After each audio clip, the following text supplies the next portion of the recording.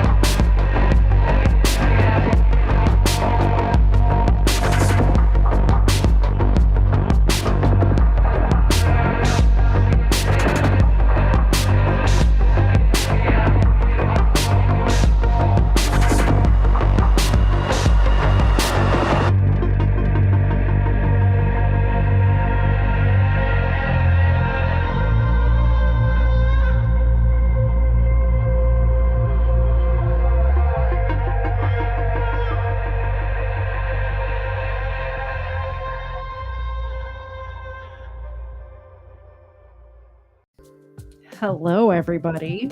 That was an embarrassing start, huh?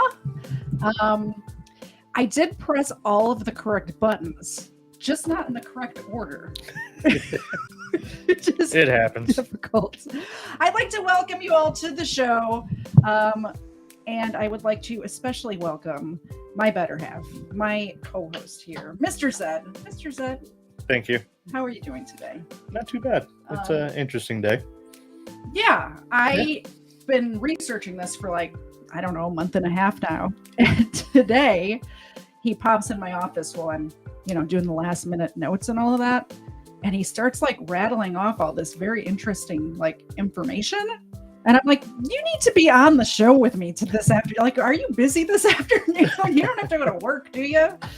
So he's here, and I'm glad you're here.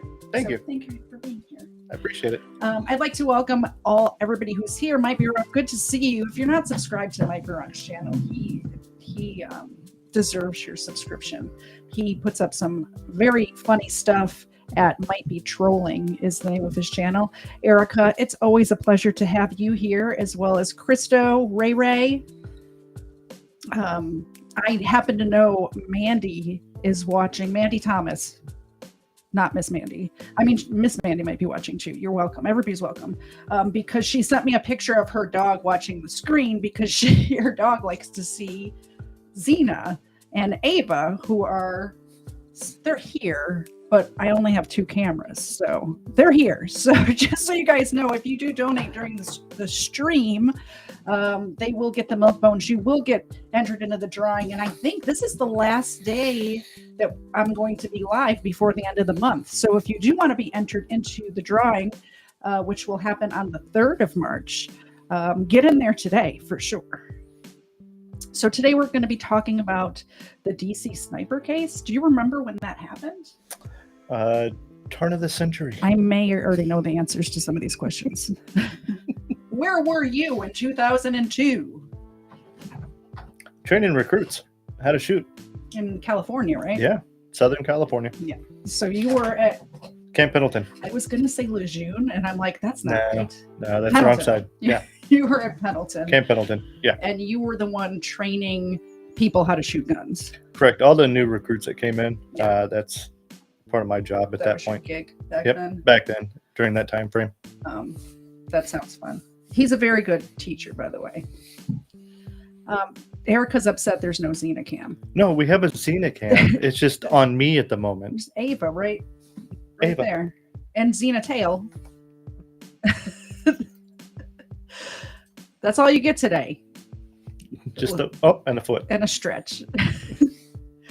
So we are starting out. The Beltway sniper attacks is what they call them at the time, but they since kind of turned into, people are calling the DC sniper attacks. There's a road that kind of runs around DC, kind of like 285 here. Right. And it's called the Beltway. So that's why they were called that.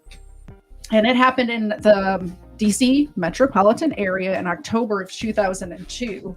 What we found out afterwards, and we'll go over this at the end, but it actually started way before October in different states, but it was more spread out and they didn't tie them all together till after they were caught.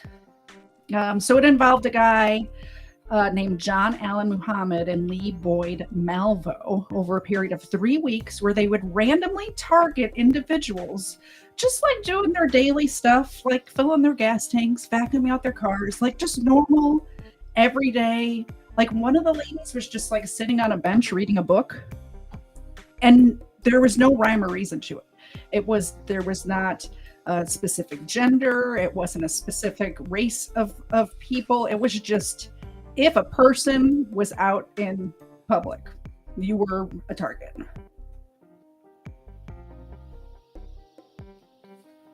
So the first one that they connected to this was in October 2nd, 2002.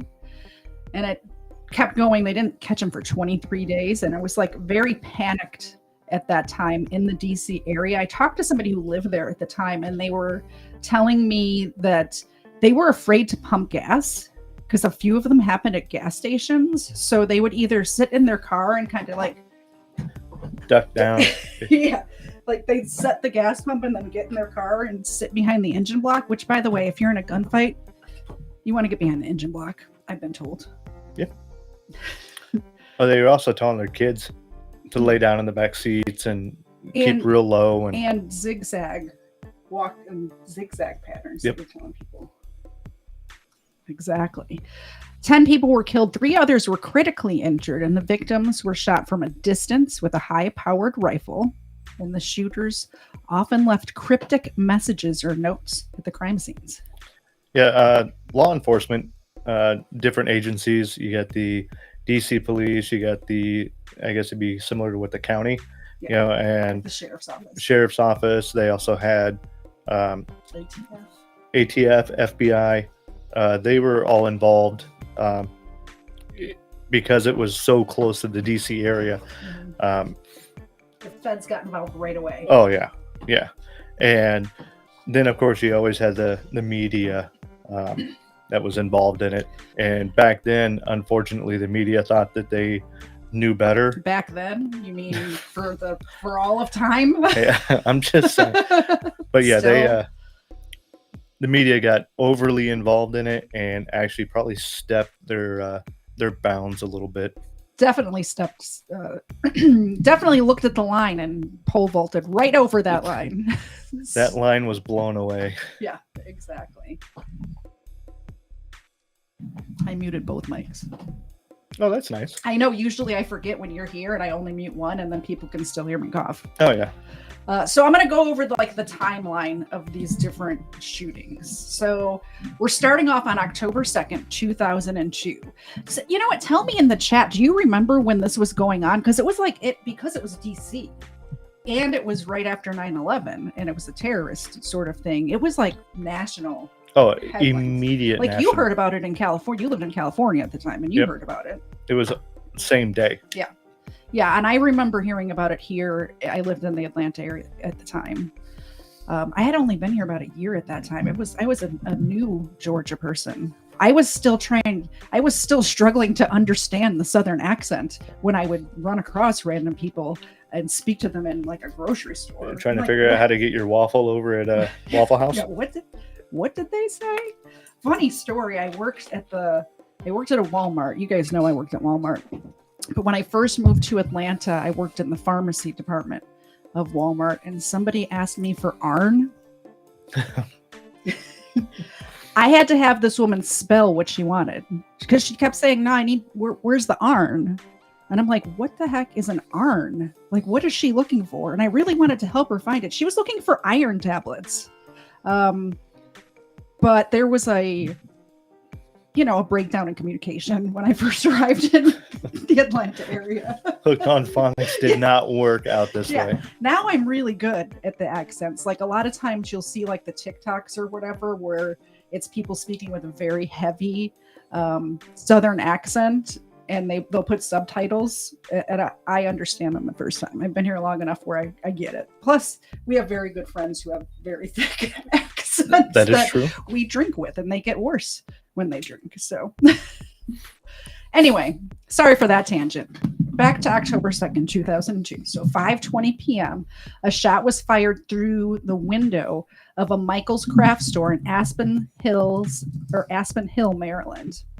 And the bullet almost hit a cashier named Ann Chapman, but it didn't hit her. No one was seriously injured. It just broke out the window. No serious alarms were raised. Let me put this map up. So the Michaels is up here on the top. And then 6:30, so that was at 5:20. And then at 6:30, so a little over an hour later, James Martin was shot and killed while he was in the parking lot of a Shoppers Food Warehouse in Wheaton, Maryland. And that was at 2201 Randolph Road.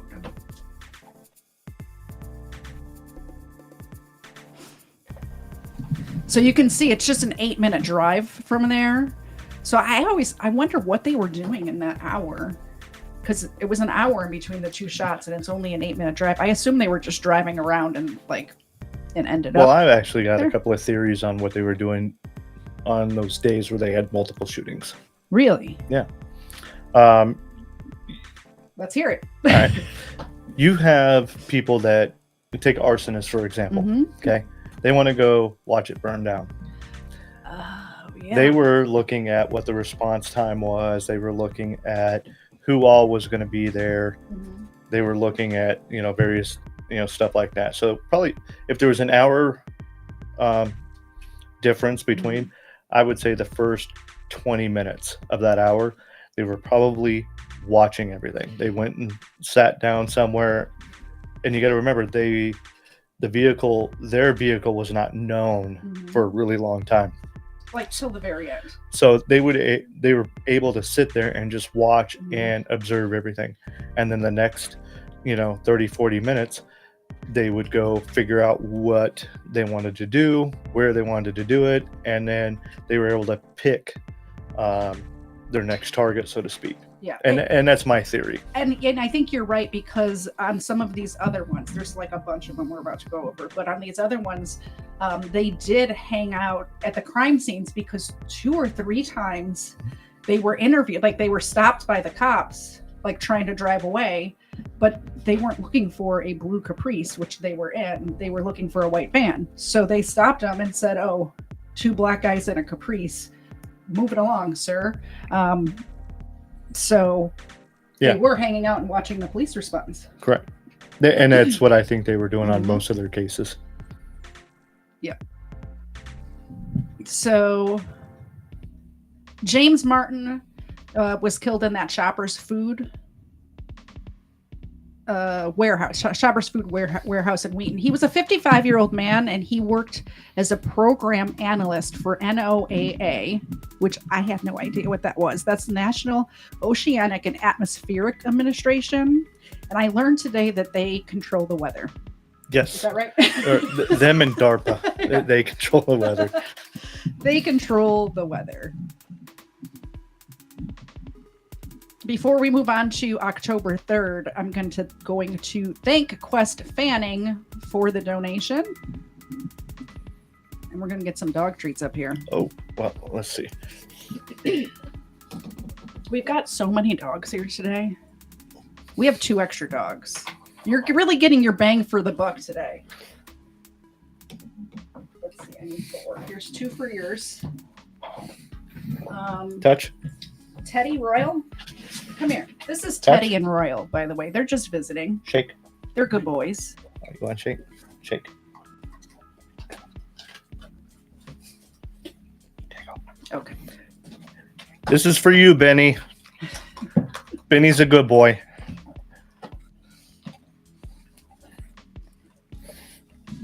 Thanks, Quest. Thank you so much, Quest Fanning. I appreciate you. You're a good friend. All right, so back to the NOAA, who control the weather.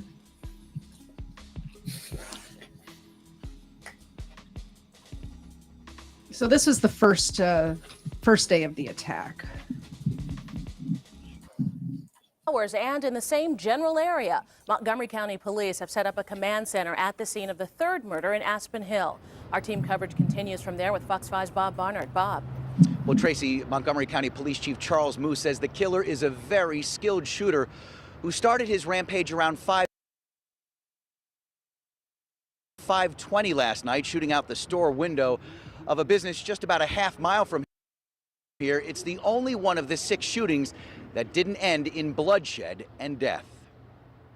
The unprecedented murder spree began last night in Wheaton. The victim, a 55-year-old man shot dead walking into the Shoppers Food warehouse on Randolph Road. The murder captured on a surveillance camera.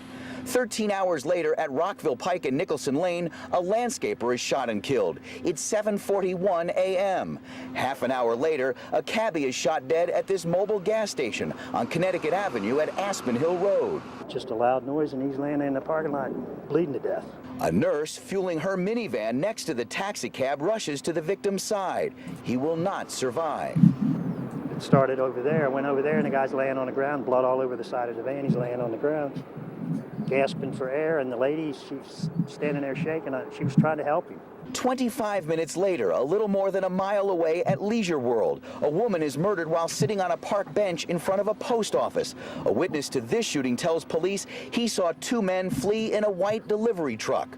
Unbelievably, while the Montgomery County Police Chief and Deputy State's Attorney arrive at the gas station in Aspen Hill, the killer targets another woman at a Shell gas station on Connecticut Avenue in Kensington.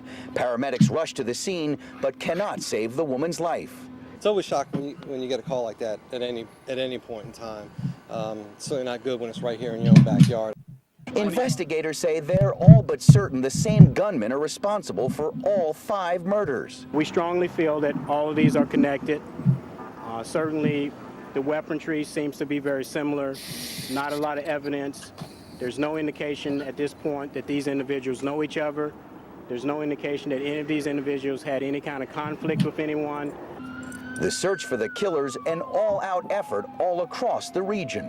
We have called in other resources. We have members of the Secret Service, FBI, Maryland State Police, Georges County. They're actually up with their helicopter. Members of Maryland Metropolitan Police Department, and the state's attorney's office is actually here with us as well. So that's actually what I made my little clip. You know, I try to always do a little like advertisement or whatever. I just make a short from a news clip. So to go over those that we just heard about, the first one was Sonny Buchanan, and he was killed while he was mowing the lawn. He's a landscaper. He's 39 years old, and he was mowing the lawn near an auto mall in Aspen Hill, Maryland. And so it's a push mower, and like one of those self-propelled push mowers. Those things are really nice. I bet you're happy you don't have one anymore. I'm absolutely glad I don't have one of those. When we first bought this house, we had bought one of those self-propelled push mowers. You had it for like a month. Yes. Yeah, and I quickly went and got me one of them riding. Yeah, he didn't realize when you have land, you need a riding. You need definitely, if you have over an acre, you need a riding mower. Oh yeah. It was taking him literally 8 hours to just mow the yard with a push mower. So to mow, to weed eat, to trim everything. Yeah, it was ridiculous. So he's mowing with one of those little push mowers and gets shot. And he was able to crawl his way into the auto mall because he's like outside the fence or whatever, mowing like next to the street. And there's 2 employees standing there, and one of them called 911, and they rushed him to the hospital. The ambulance or whatever got there right away, and they rushed him to the hospital. But he died later that day.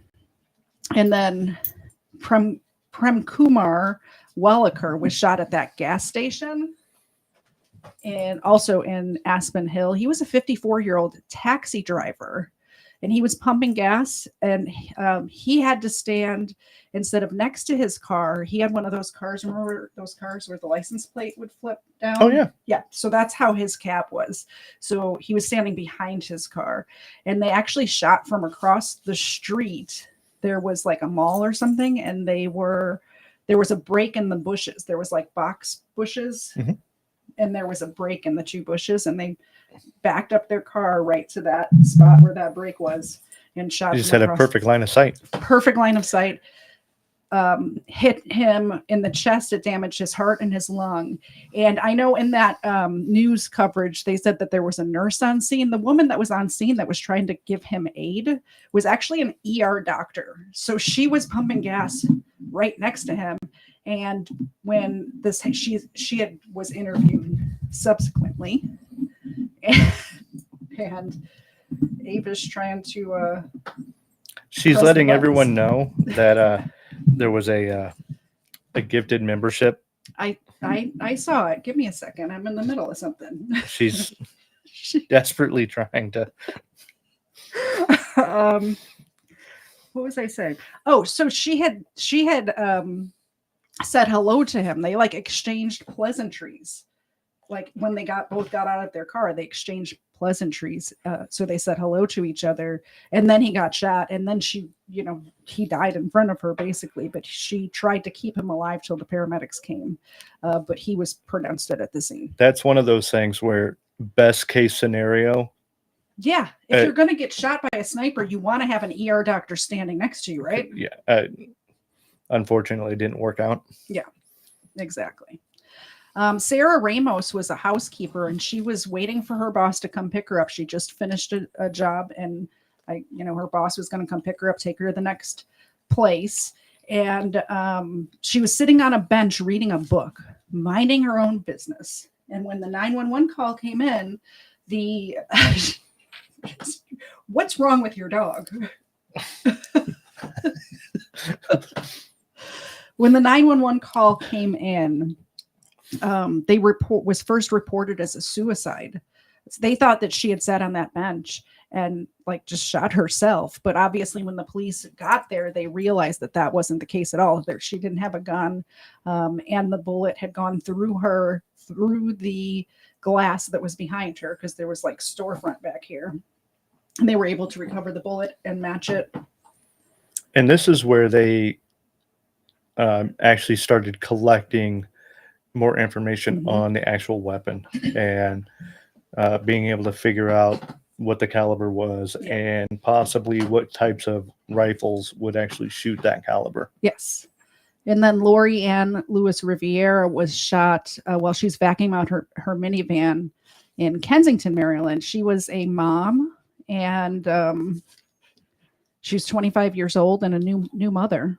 She was a civil engineer by occupation, or her people carrier, her what did they got? A child carer and people carrier. Yeah, we were watching a British documentary about this, and the way they described this one was she was vacuuming her people carrier, and her occupation was child carer, child caregiver, something like that. Yeah. I'm like, so she was a mom vacuuming her minivan, is what he meant to say. And then the Pascal Charlotte was the older gentleman, 72. And this one, they went all the way back down to Washington, D.C., and he was just walking across the street. And this afternoon, when we were watching that documentary, it showed the area, and he was coming. There was like a Cleaners on one side of the street, and he was crossing the street. And on the other side was a like a KFC Taco Bell combo he was walking towards. So poor guy. All right, let's give these dogs some treats so we don't. Thank you very much, Ray Ray. I appreciate it. You're allowed to give them treats now. Excuse me, Teddy. Would you like to have that? Royal, do you want one? High five. Okay. High five. High five. I appreciate it. All right, now lay down. Plats. Plats.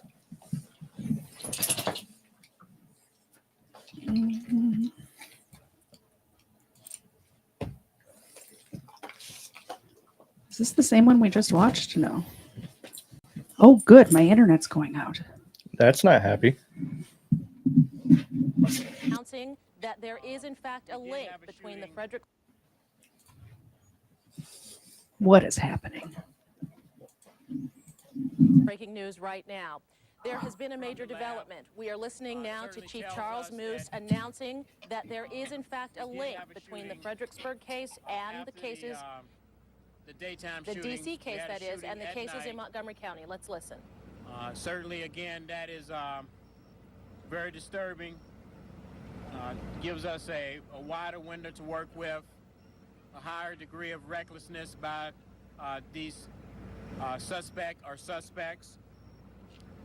But again, we will work closely with MPD. We will maintain the lead on these situations. But again, very blessed to have the expertise that MPD brings to this situation, and are very comfortable with that relationship. We had an earlier request with regards to numbers on the hotline.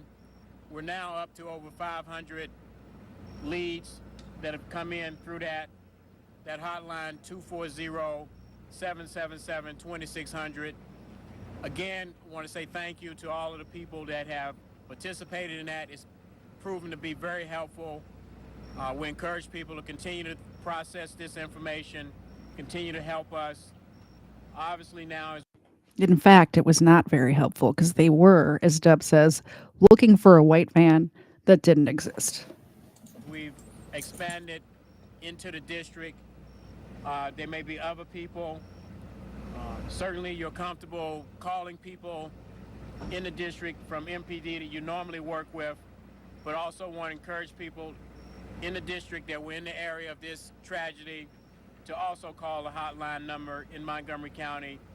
We will be working this jointly, and we will be reaching out to all of those people. Again, briefings tomorrow at 10 a.m., 1 p.m., 5 p.m., and 9 p.m. At this point, we'll take questions. Okay, we're not going to listen to the questions because the press asks a lot of stupid questions right there. Like, are you going to try to match the bullets? Like, what? Yeah, we're going to do that. But, oh, we Like, didn't that's think one of the that. questions that's asked during this particular news conference. Like, a lot of dumb questions come from the press at that one. So moving along to during one of these press conferences, I think it might have been that one. Maybe we should have watched it, but I'll just tell you what happened. One of the questions I think that was asked there was that, should the children stay home from school? And the chief says, no, they're not targeting children. Your children are fine. Don't worry about it. Everybody stay calm, relax. The kids are fine.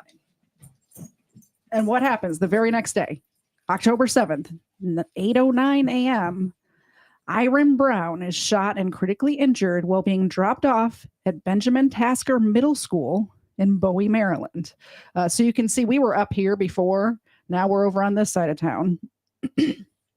Luckily, Iron, who was 13 years old, he was a student. He's rushed to the hospital. He underwent emergency surgery to treat his wounds, and he did survive. Miraculously survived. He wasn't expected to make it for a very long time, but he did survive and made a full recovery.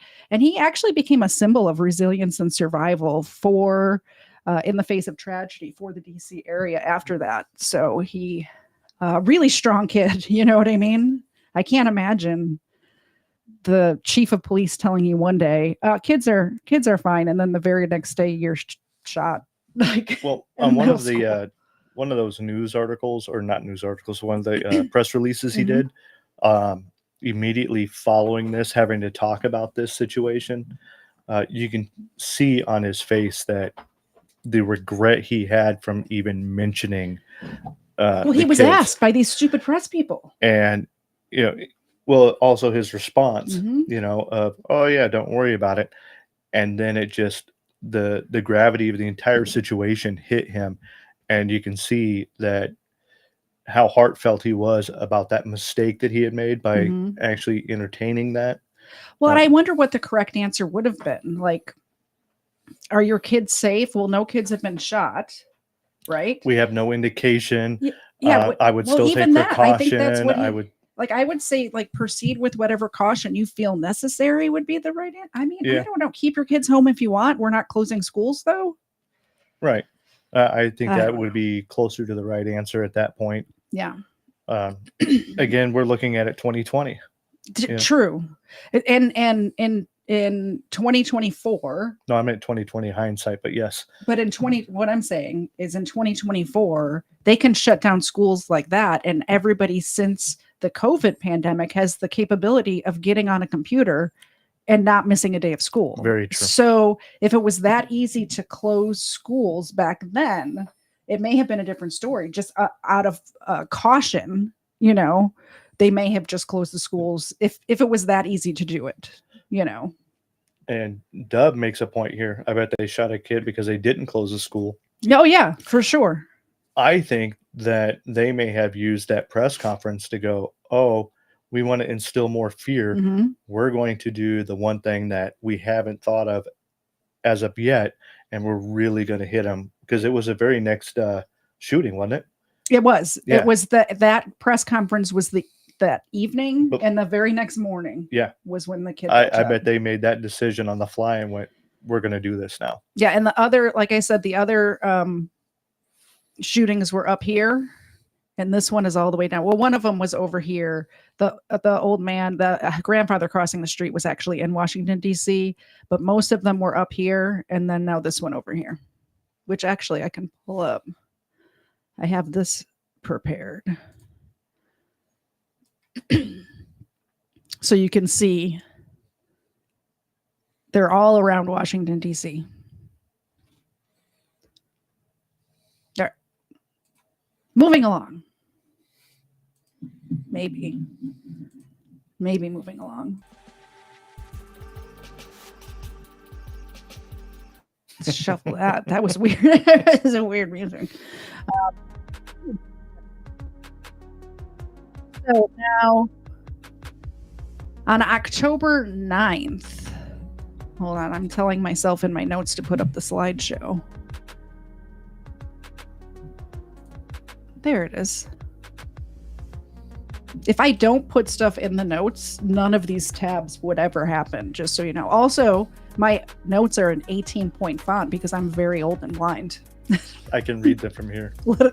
Just a little inside baseball for you.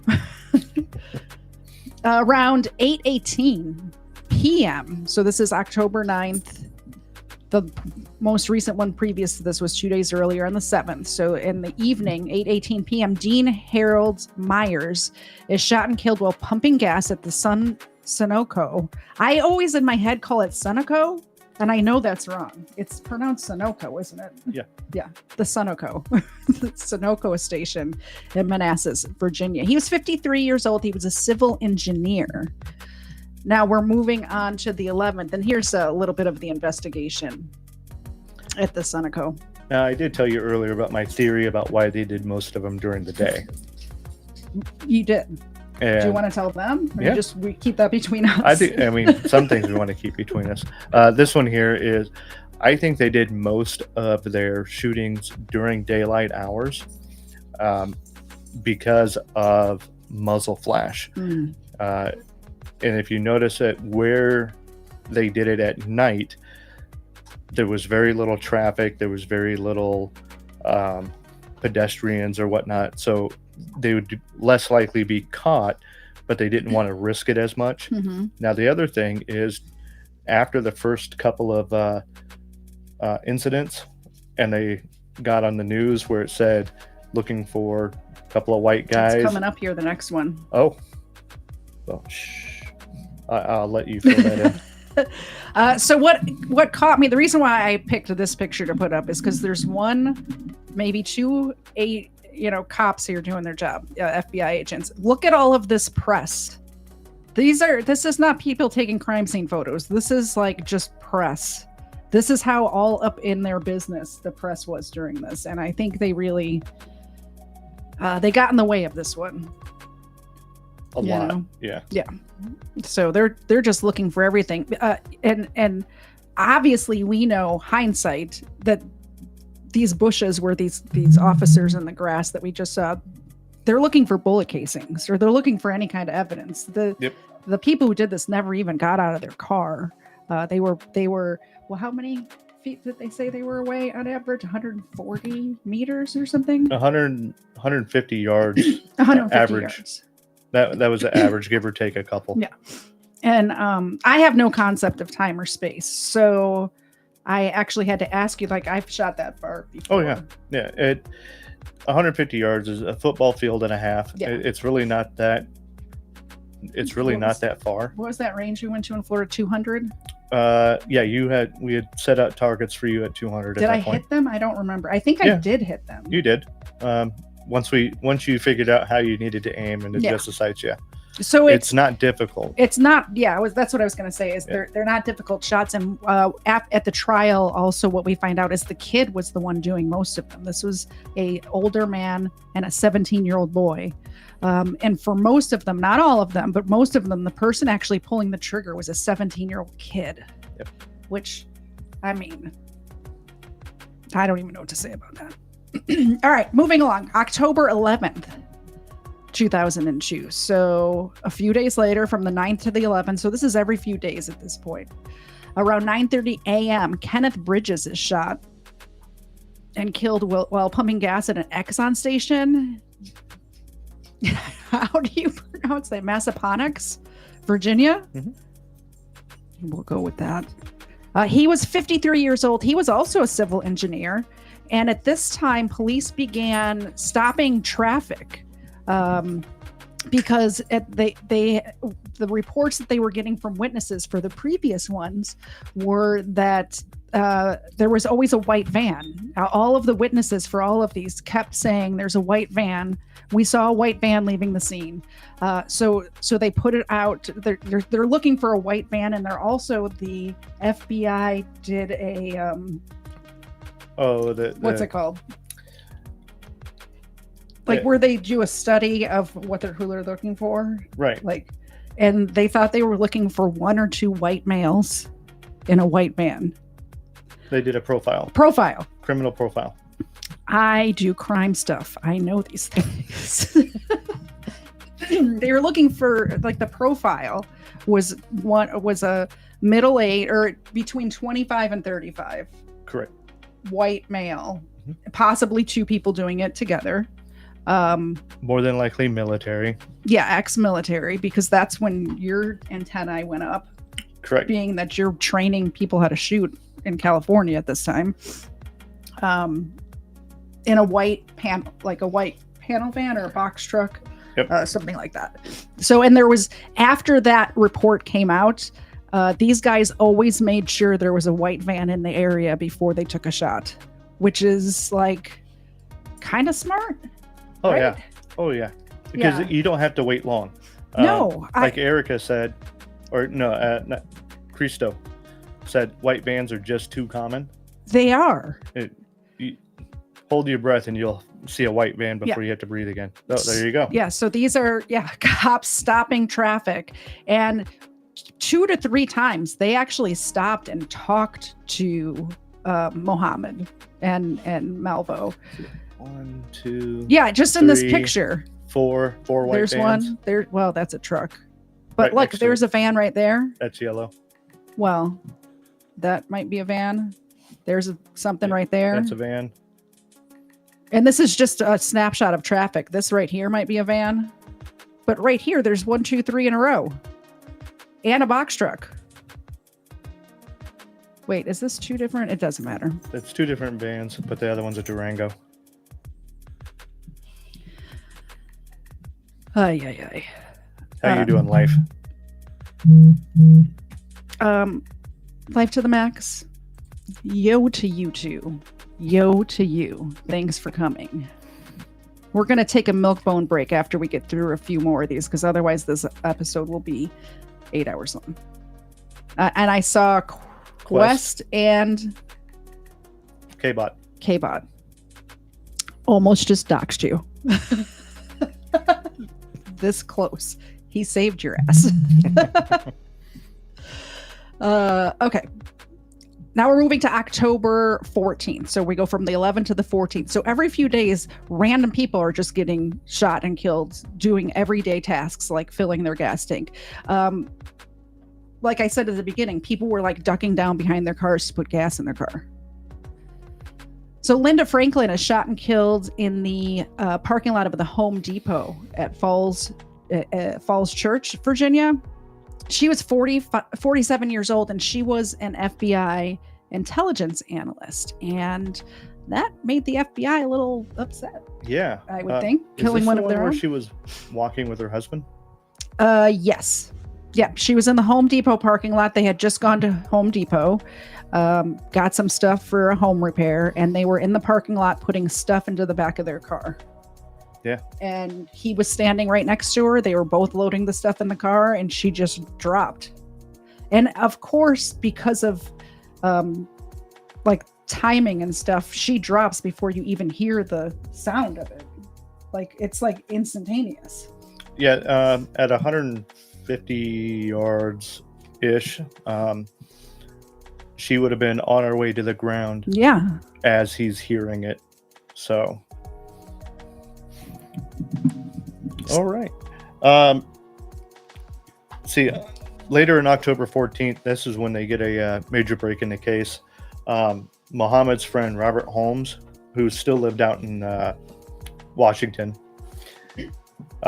he actually called the police and suggested that Muhammad and his friend Malvo were likely the snipers. Now, in the process of telling them this, and saying, hey, look, I think this might be this, that, or the other, he also gave him some pertinent information, like what type of vehicle it was.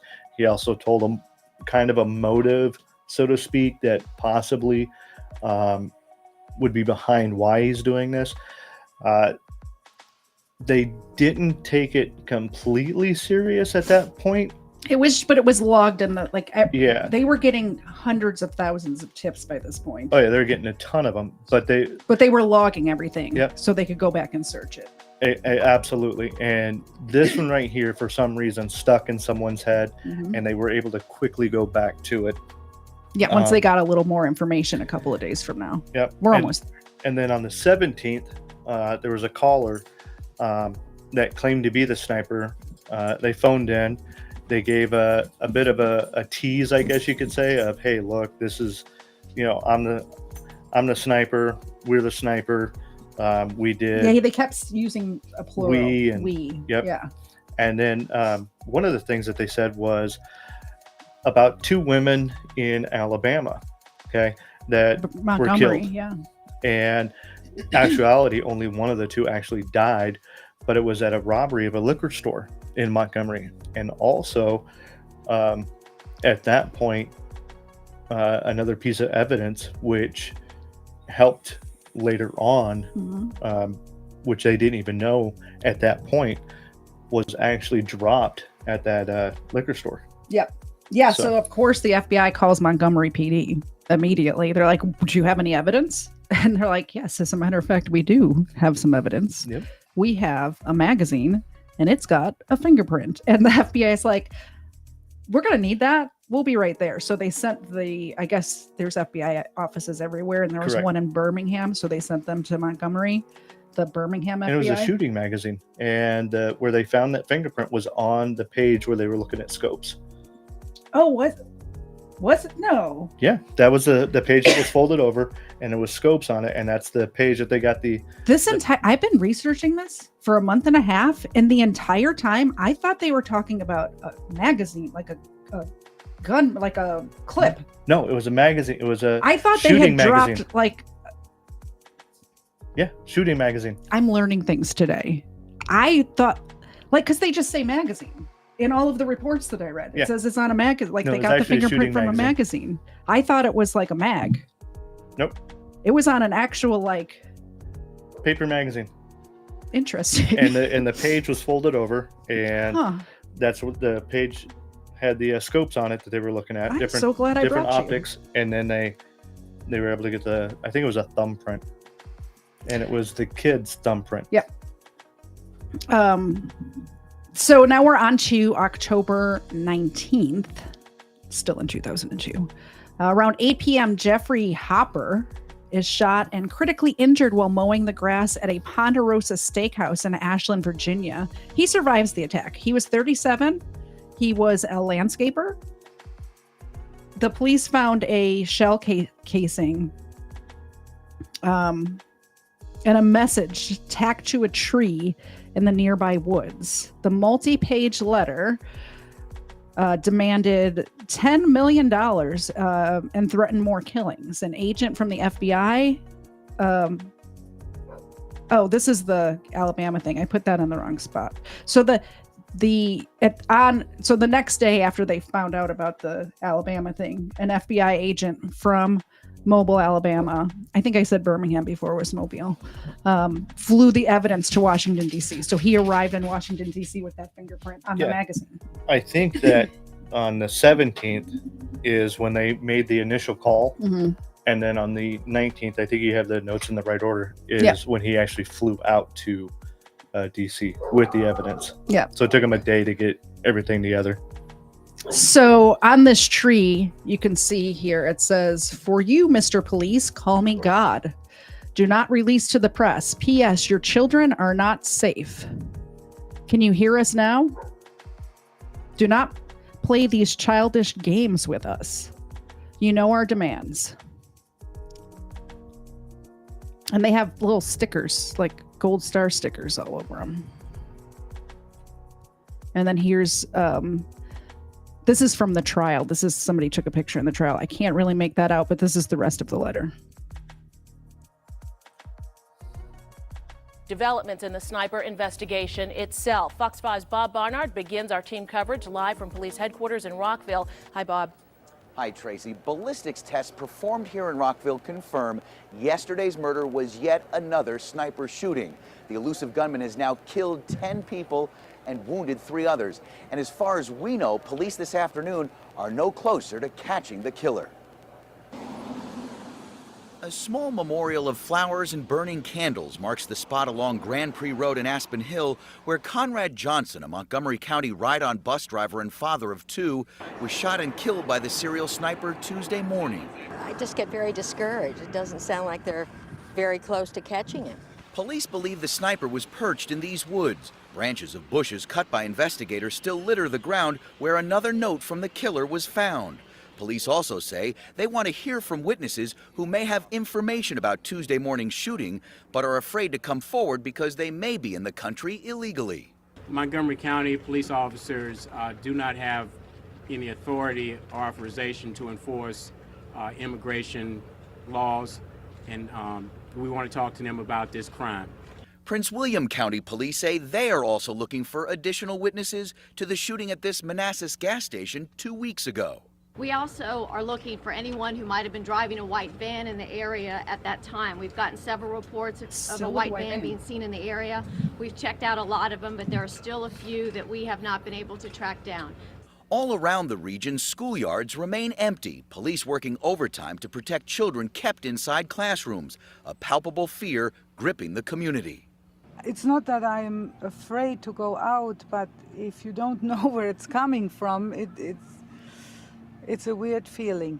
Federal and local police are trying to offer words of encouragement about their search for the sniper. All the leads that come in, we follow those up every day and we eliminate potential suspects. So progress is made every day, and it just puts us one step closer. Thank you.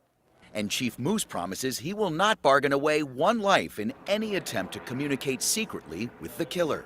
This investigation, as all criminal investigations, are very important to us and all people in our profession. But let me just be real clear that public safety comes before any investigation. Now, we're learning more this afternoon about what the killer has apparently requested of police in the letter that was found at one of the murder scenes. Fox News is reporting that the killer asked the police, in fact, demanded the police electronically transfer $10 million to a credit card account, that the killer provided police with a credit card number and a PIN number, but the credit card came back stolen, and so police either will not or cannot do what the killer has asked them to do. And Tracy, Fox News is also reporting that the killer says if his demands are not met, police will need body bags. And that's a quote. Back to you. That is chilling, isn't it, Bob? We appreciate that report. I can tell you the calls keep coming in to the sniper tip line. At last count, 67,000 calls had been recorded. Crazy. That's so about many tips. 400 calls an hour. Investigators still want to hear from you, though. If you were anywhere near the scene of one of the shootings, if you have any information at all, call that nationwide tip line, 888-324-9800. And I have to say, I watched all of these Fox 5 has this whole thing archived from when this was happening. And there was 3 reports a day, morning, like the news at noon or whatever. And then probably 4, because they had the 5 or 6 o'clock news and then the nightly news. But this Tracy woman did such a good job reporting on this as it was happening. And she was just passing along information that she got from the police to pass on, not like some of these other journalists at the time. So I'm just kind making of, stuff up. Yeah, I'm just kind of featuring her in the videos that I picked out to play. So they talked about a bus driver that was killed, but first, do you want to go over some of the evidence that they were finding along the way? Oh yeah. Well, also real quick, they said 67,000 phone calls. Mm-hmm. And that was just from the second when the first shooting was until like the 20th or something like that. Right. And the other thing is people were trying to call in 911 and they couldn't get in because so many people were calling in. Mm-hmm. So 67,000 phone calls. And that's a grip of phone calls there. Yeah. On the 21st of October, while the ATF is handling all the ballistical evidence, all the different bullets that they were able to collect in a couple of the actual casings, the FBI took that fingerprint evidence to the FBI laboratory, and they were able to, at that point, using the FBI database, they were able to produce a match. And that match actually belonged to Lee Boyd Malvo, the 17-year-old kid, from a previous arrest. And they were actually able to get it off of his immigration confirming off of his immigration stuff because he was originally from where did they say he was from? Jamaica. Jamaica. And he kind of immigrated in, and he had to have a sponsor and I think everything. he immigrated from Antigua, but he was originally from Jamaica. Yeah. The Caribbean. Yep. So they were able to verify all of that.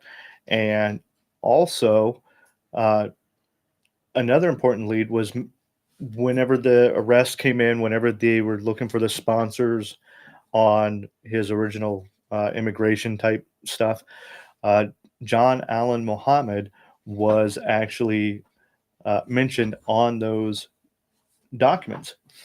And that also ties into the guy in Washington who said it could be my friend. Washington State. Yeah, Washington State, who said this could be my friend. You might want to look into it. And all these puzzle pieces started actually falling into place. Yeah, it's all falling apart now for the bad guys. Yeah. So yeah, the immigration forms have John Muhammad on there, and then so they search John Muhammad, and it comes up on a tip where one of his army buddies Yep.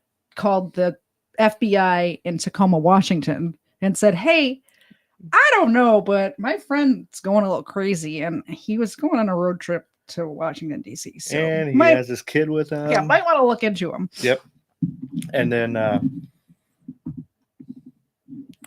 let's see here. The FBI.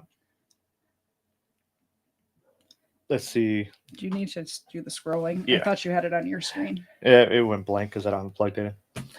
Let's see here. John Muhammad, and then because of that case with the FBI up in Washington State, they started looking into that and found out that he had a Bushmaster AR style rifle, which shot a .223, very similar to military M16, especially back then.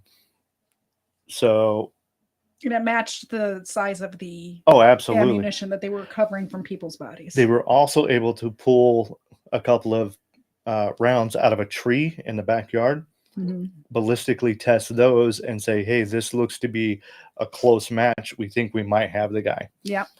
And so now the FBI have, at this point, they have a good idea of who they're looking for and who might be with them, especially since these notes keep saying we, and not the French we. But also they know, okay, well, we've got a grown man that's got military experience, and we've got a young man that is 17 years old that we've got the fingerprint on, and everything's coming back and pointing to them. And at that point, that's also when they figured out for sure we need to be looking for this car and not a van. Yeah. We want $10 million. Don't play childish games with us. So Conrad Johnson was that bus driver that was featured in that story. He was a Montgomery County ride-on bus driver. He was shot and killed while standing steps away from his bus in Aspen Hills, Maryland. And he was just starting his route, and he was pulled over to the side waiting to start his route, like waiting at the first stop of his route and cleaning out his bus and getting ready to do he did an evening shift.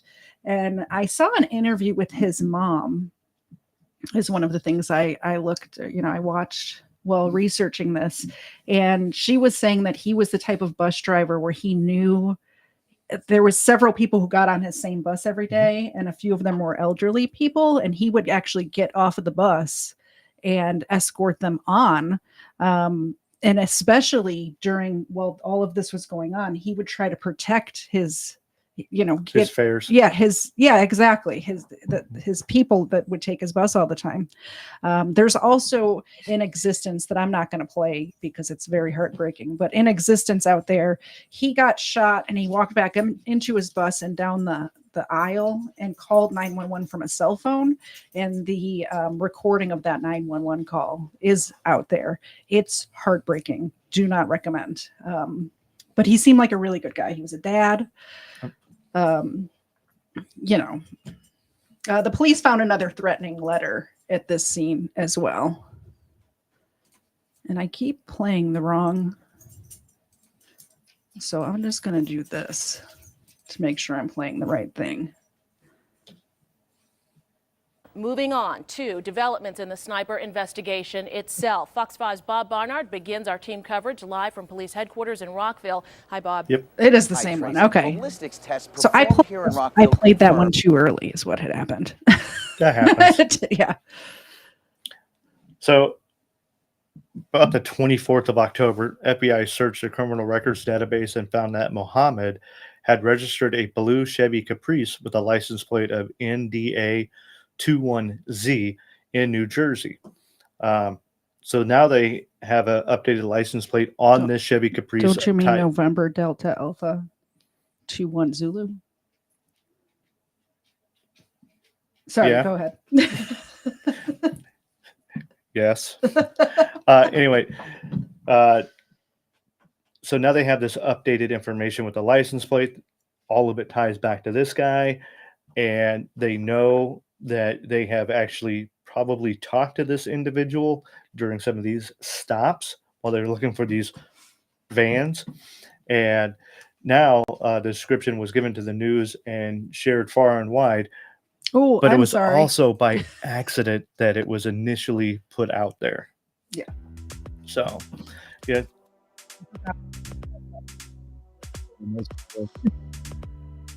Yeah.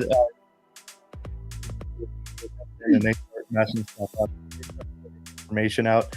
Number one, they shouldn't have, but they start putting it out there far and wide very, very quickly before the FBI, before law enforcement, before the ATF is ready for it to go out, because they're still trying to piece everything together.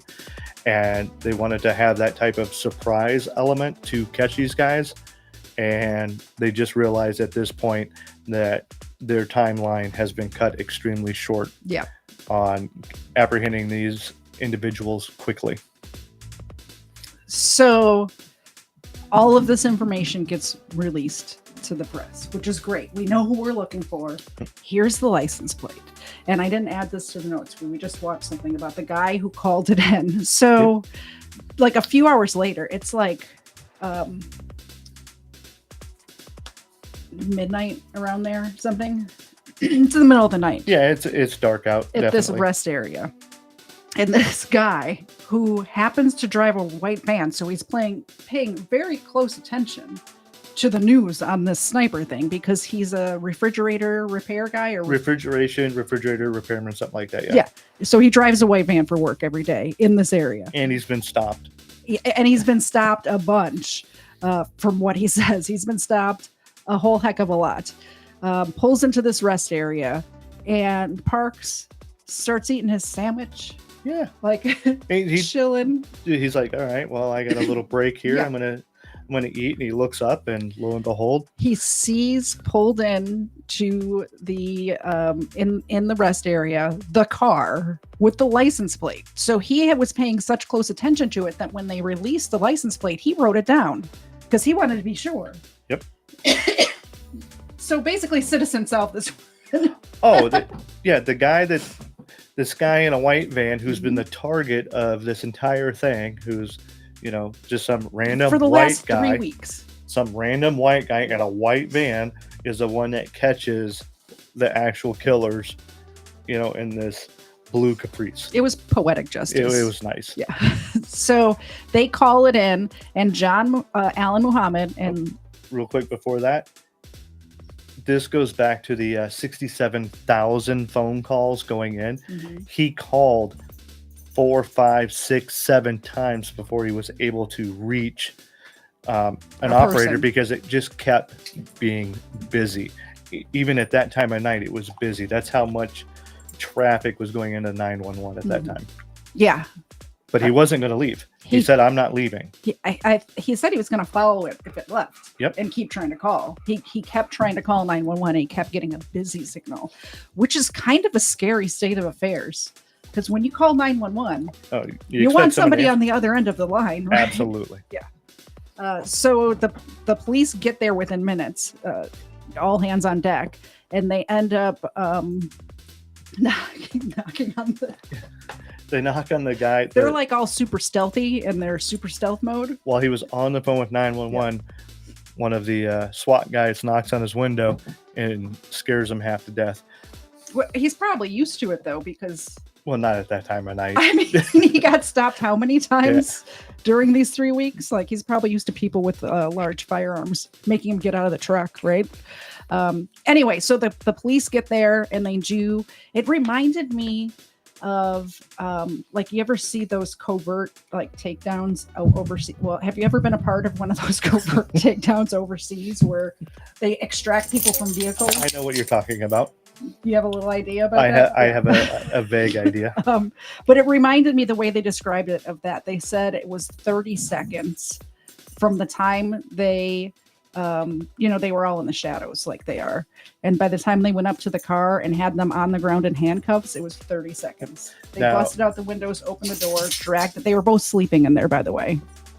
And they didn't know if they were in the woods behind the actual car, lying in wait, or anything like that. So when they came up, they actually sent people into the woods in order to verify nobody was there. Like, this area was probably crawling with agents right before they had made any contact with that vehicle. Yep.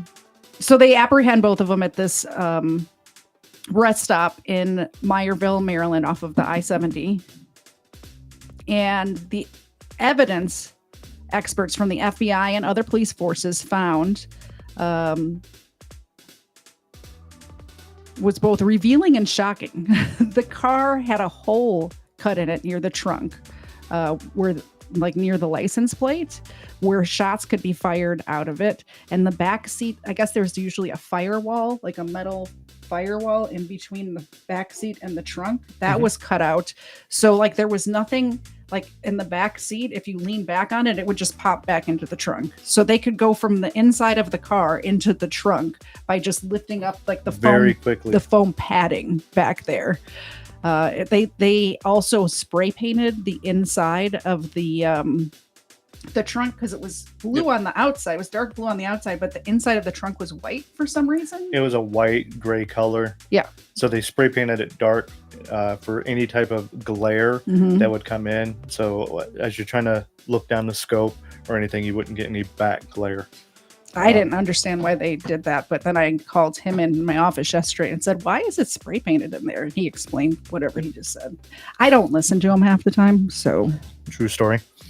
It was basically a rolling sniper's nest is what they had. Yeah. Also found in the car were the Bushmaster 223 rifle that they had been used with the attack. The rifle scope for taking aim was still attached to the rifle. I wrote tripod, but it was a bipod. Correct. It was a bipod that they actually had set up there for stability. One thing I did learn was that they took the springs out of the trunk lid because if you just open the trunk, it would just open all the way. But they would actually open the trunk just a little bit so that they had the clearance for when they're looking through the scope and for the rifle barrel to protrude out. It was actually pretty good. Go ahead. I just want to pull up a picture of the car. Oh, okay. Go ahead. But you can keep reading while I do that. I didn't have it prepped. No, you're good.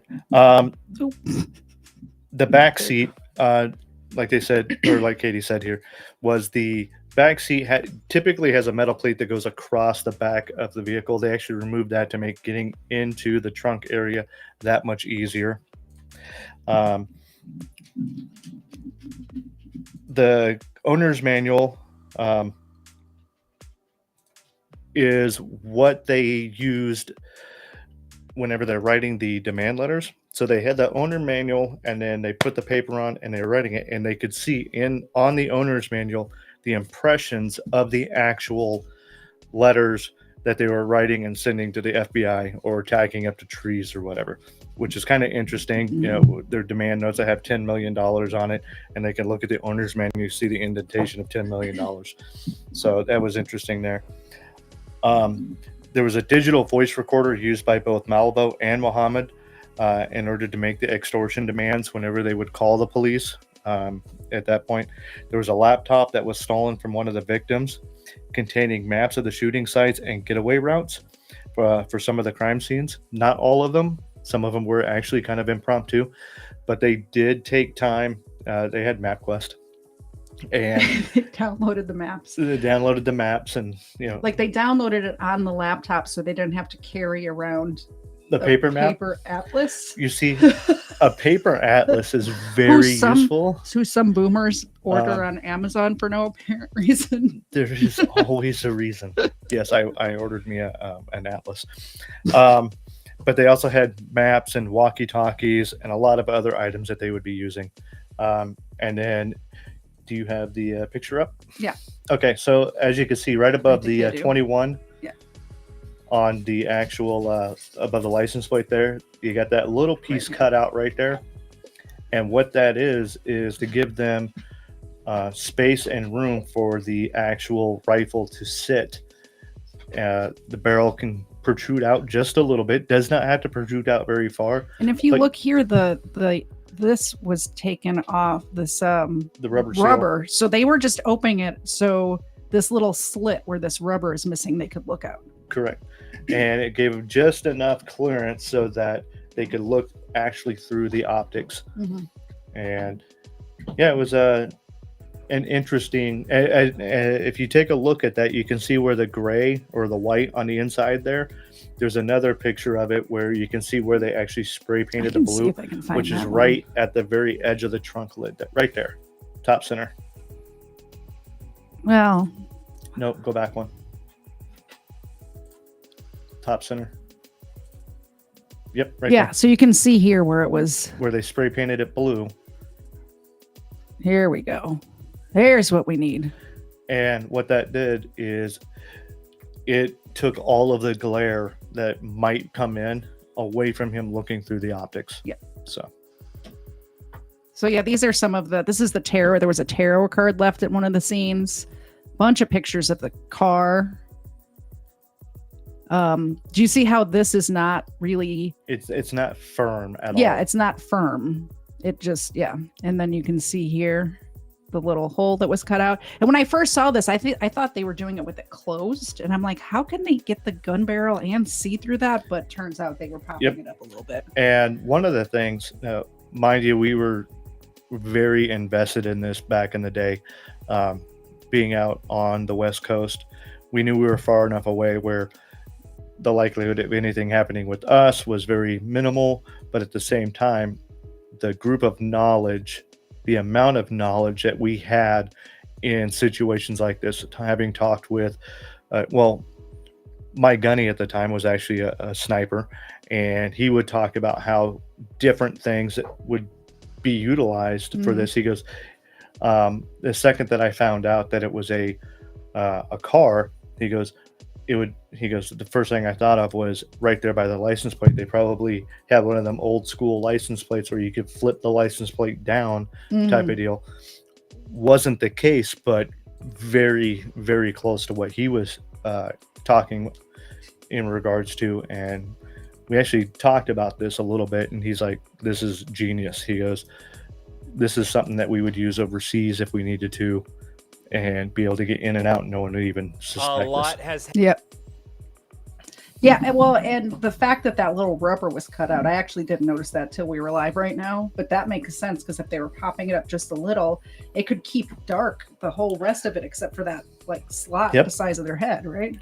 And enough to where you could go look left, look right, and at the same time, the scope would not have any interference from the rubber or whatnot. So yeah, one of the things mentioned was walkie-talkies in there, and some of the shots were taken. The one at the Ponderosa and the one at the Home Depot were taken by Muhammad from the woods. Correct. So I assume they were using the walkie-talkies to stay in communication. One was doing lookout, and the other one, and I think the one with the kid as well.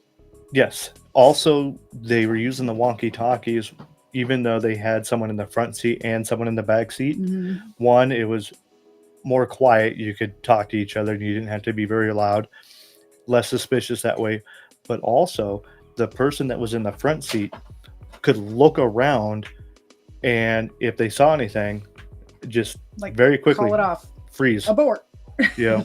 Abort! Or, hey, you're clear. Go ahead. We got the white van. You're good to go. Oh yeah, that's the other thing is they were waiting for a white. I forgot about that. They were probably giving the go ahead when they saw a white van. Correct. And the He was person that's just in the trunk's not going to see it. aimed on a target until there was a white van in the area. Yep.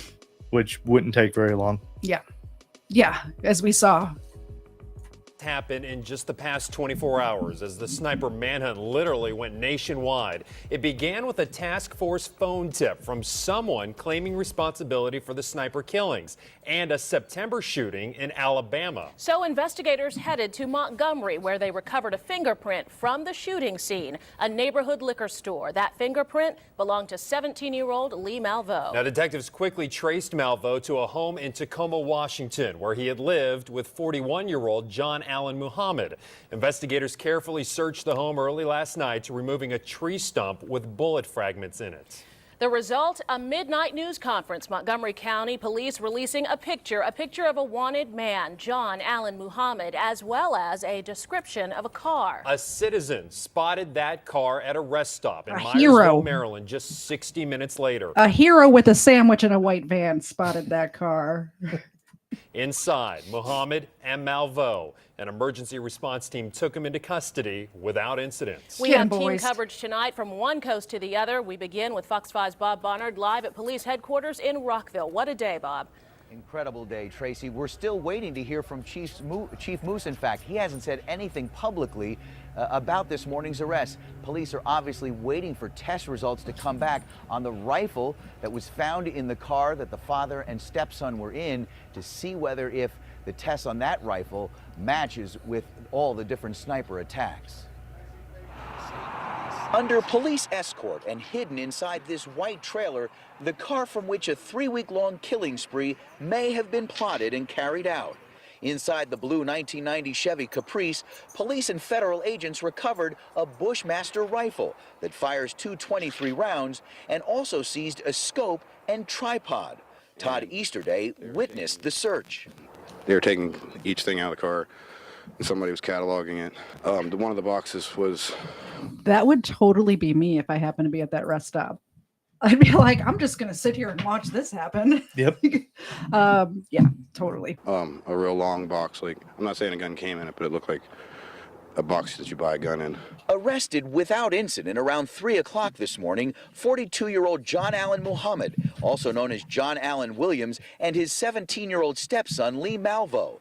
The pair found sleeping inside their car by a motorist who stopped at this I-70 rest stop west of Frederick, just an hour after Muhammad, Malveaux, and their car were identified by police.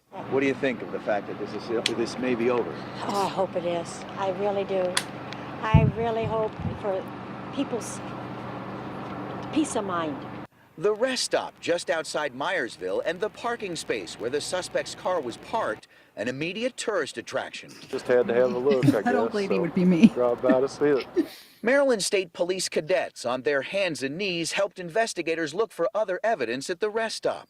The car, with the world watching, taken to a secure location in Gaithersburg for further examination. Gaithersburg. And now 2 men, whose names and faces we'd never seen or heard before, may forever be known as 2 people who instilled fear in a community of more than 2 million. 14 shots, 13 hits, 10 killed. Their car was spotted around 1 in the morning, just about an hour after Chief Moose came before the cameras last night around midnight. But the men weren't taken into custody until a little after 3:30, and that is because after Maryland State Police came to confirm that it was their car, they put a perimeter around the rest stop. They called the task force. They mobilized SWAT teams. They got up there. They woke up Muhammad and Malveaux and put them under arrest. Tracy, back to you. All right, Bob, thanks so much. You know, we have watched Thanks, as police Bob. have pulled over dozens of white vans and trucks over the past 3 weeks. Well, today, ironically, it was the driver of a white truck who spotted Muhammad's car at that Maryland rest stop and called police, and then blocked the exit of the rest stop with his truck. Like I said, hero with a sandwich. I want people to think what I did was what I should have done. I'm no hero at this. He is. No hero whatsoever. I don't even want to even be thinking of a hero. I just want everybody to tell me thanks and walk away and forget about it. The driver, by the way, had a prayer meeting with dozens of fellow truck drivers praying that the sniper would be caught. That man is a hero. I didn't even realize that he had blocked the exit. That's amazing. I didn't know that he did that either. I think I forgot about Quest Fanning and Ray Ray earlier. Well, real quick, fatal flaw on what these two did was they both went to sleep.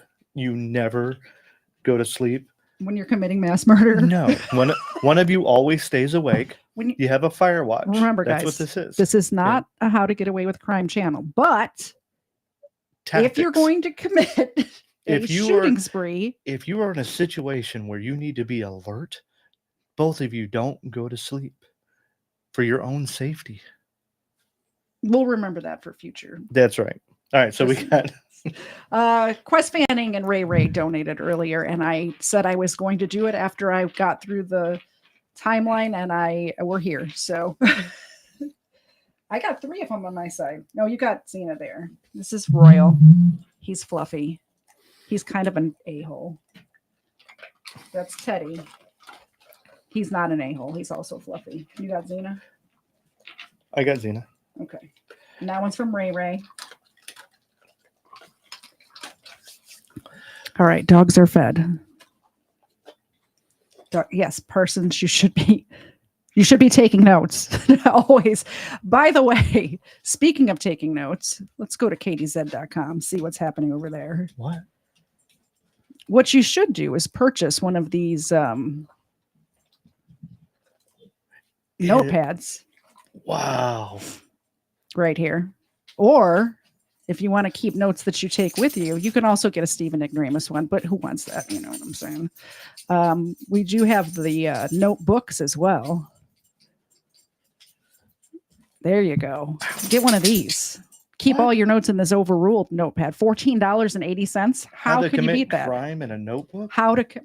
I should make one that says "Not a Get Away with Crime" channel. There you go. Overruled with Katie said. Keep your crime notes here. Thank you very much, Quest Fanning. I appreciate that. We'll do this one more time. I was just thinking, we have so many of these little milk bones. If we're ever playing poker, we could use these as like fake money. Uh-oh, here's Parson as well. Parsons too. Thank you. Everyone is getting in on the drawing for next month. Awesome. Maybe I'll do one of the prizes is when I'll make a new notebook that says like the How to Get Away. I'll create that and that'll be the prize. There you go. For March 3rd. I think that'll be the prize. Not How to Get Away with Crime. Yeah, exactly. Anyway, you can get all of your stuff here. Use discount code KT5 for 5% discount. That basically pays for shipping over here at kdz.com. I was told earlier this week that this is one of the best coffee mugs around because of the size as well as the smoothness of it. I think that was I should clip that. Smoothness? Like the texture? The texture of it. Yeah, the texture and the size. Apparently I have very good products. Now I got a question. Yeah. The models. How much are we paying the models? The models? They come with the website. Really? Yeah. I personally like the yellow personally, but you can get this one in many. I think it washes her out. Well, she's yellow, so yeah, that's not a good color for her, but for me it's a good color. Yeah. Like you can't put yellow on yellow. It's too much yellow, right? Yeah. I also like it in the purple. I do like the purple. Yeah. Yeah. Anyway, back to the show. We're almost done, I think guys. she's drunk. Maybe she's drunk. That's why you got it so cheap. She's using one of these True Crime with Xena wine glasses right here. That's what it is. Okay, sorry. Enough of that. I appreciate anything you guys buy, or I appreciate if you buy any of the things. So thank you if you do that. I did see your donations. I was feeding them as we were going, and we were going to get all of you entered into the drawing. Like I said, I'll create a brand new. You'll have whoever. I won't even make it public to buy until after somebody wins. Yes. Real quick, Major Victory needs us to start over, so we need to do that real quick. It's like going on an hour and a half right now. I tried, Major. She said no. Thank you very much, Stephen. You don't have What? to do that. Who would commit crime in DC? Is this rhetorical? Did you see the? I don't know anyone that would. Let's pull up the mug shots here. Okay. Who would commit crime in DC? Who did you get? I got my two. Teddy. Thank you. I appreciate Muchas you very gracias, senor. Who would commit crime in DC? Where's my notes? Is it my turn? Okay, so Oh, this is you. yeah. So a little background. Let's just leave their pictures up. Not from CNN though. What am I doing? Right there. NPR is not much better, but we'll take it. There we go. So Malvo shot and killed 21-year-old Kenya Nicole Cook. Let's do that. In Tacoma, Washington. And this is on February 16th, 2002. So we're going back in time. We're going back. They didn't connect any of this till after they arrested them. So that's why I'm kind of doing that in this order. So after they arrested them and started like looking into these guys. All the puzzle pieces started falling together. Yeah, all of this stuff started, like all the dominoes started collapsing for these guys. So Malvo shot and killed 21-year-old Kenya Nicole Cook in Tacoma, Washington, and this was the very first murder in these attacks. And wasn't she a friend of the ex-wife? She was. Is that what that was? She was. She was a friend of Muhammad's ex-wife, and Muhammad put Malvo up to killing her. So Gotcha. I think maybe he was like battle testing him with this one, seeing if he he would could actually do it. Yeah, before Yep. he took him on this trip, right? Yep. So after they killed that lady, Kenya, in Tacoma, they started driving towards DC, and they went the southern route. There's different ways to get there. They went down through the southern states. So on March 19th. Yeah. Sorry, that's your. Yeah, that's me. Sorry. So March 19th in 2002. 60-year-old Jerry Taylor is shot and killed in Tucson, Arizona, on a golf course. Also known as Tuxton. Huh? Also known as Tuxton. Only if you're from Illinois. Illinois or Arkansas. So he gets shot on a golf course and passes away. Malvo is given immunity from prosecution and confesses to the killing of Taylor in Tucson in October of 2006. So it went a while before they actually were able to pin it on these two. Yeah, I think he confessed. I think he ended up confessing to it after I think he was they convicted of the other ones. Yeah, they asked him, said, "Hey, look, we need to solve this. Did you do it?" And his lawyer said, "We want immunity from it." Yeah, and most of these they don't end up prosecuting over, but they were able to solve the crimes. Correct.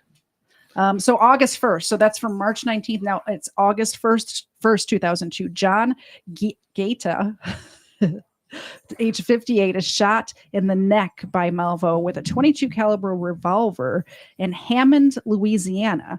Gaeta survives, and in 2010 receives a letter of apology from Malvo. Interesting. Yep. September 5th, 2002, Paul LaRufa is shot 5 times by Malvo outside of his restaurant in Clinton, Maryland. LaRufa survives and later testifies in a Virginia trial in support of Muhammad's resentencing to life with the possibility of parole. Now, Muhammad had been given the death penalty, and that's what he got. And people were trying to get him to serve life instead of giving him the easy out. I don't understand people. Like, why? Some people are wrong. They, you can say that they're wrong, or they are, preaching I'm not God's saying word. they're wrong. They are wrong. You know, is what I'm saying. Do you want to take care of that while I get this next one? let's All do right, that. We'll let you go take care of whatever's happening in the other room.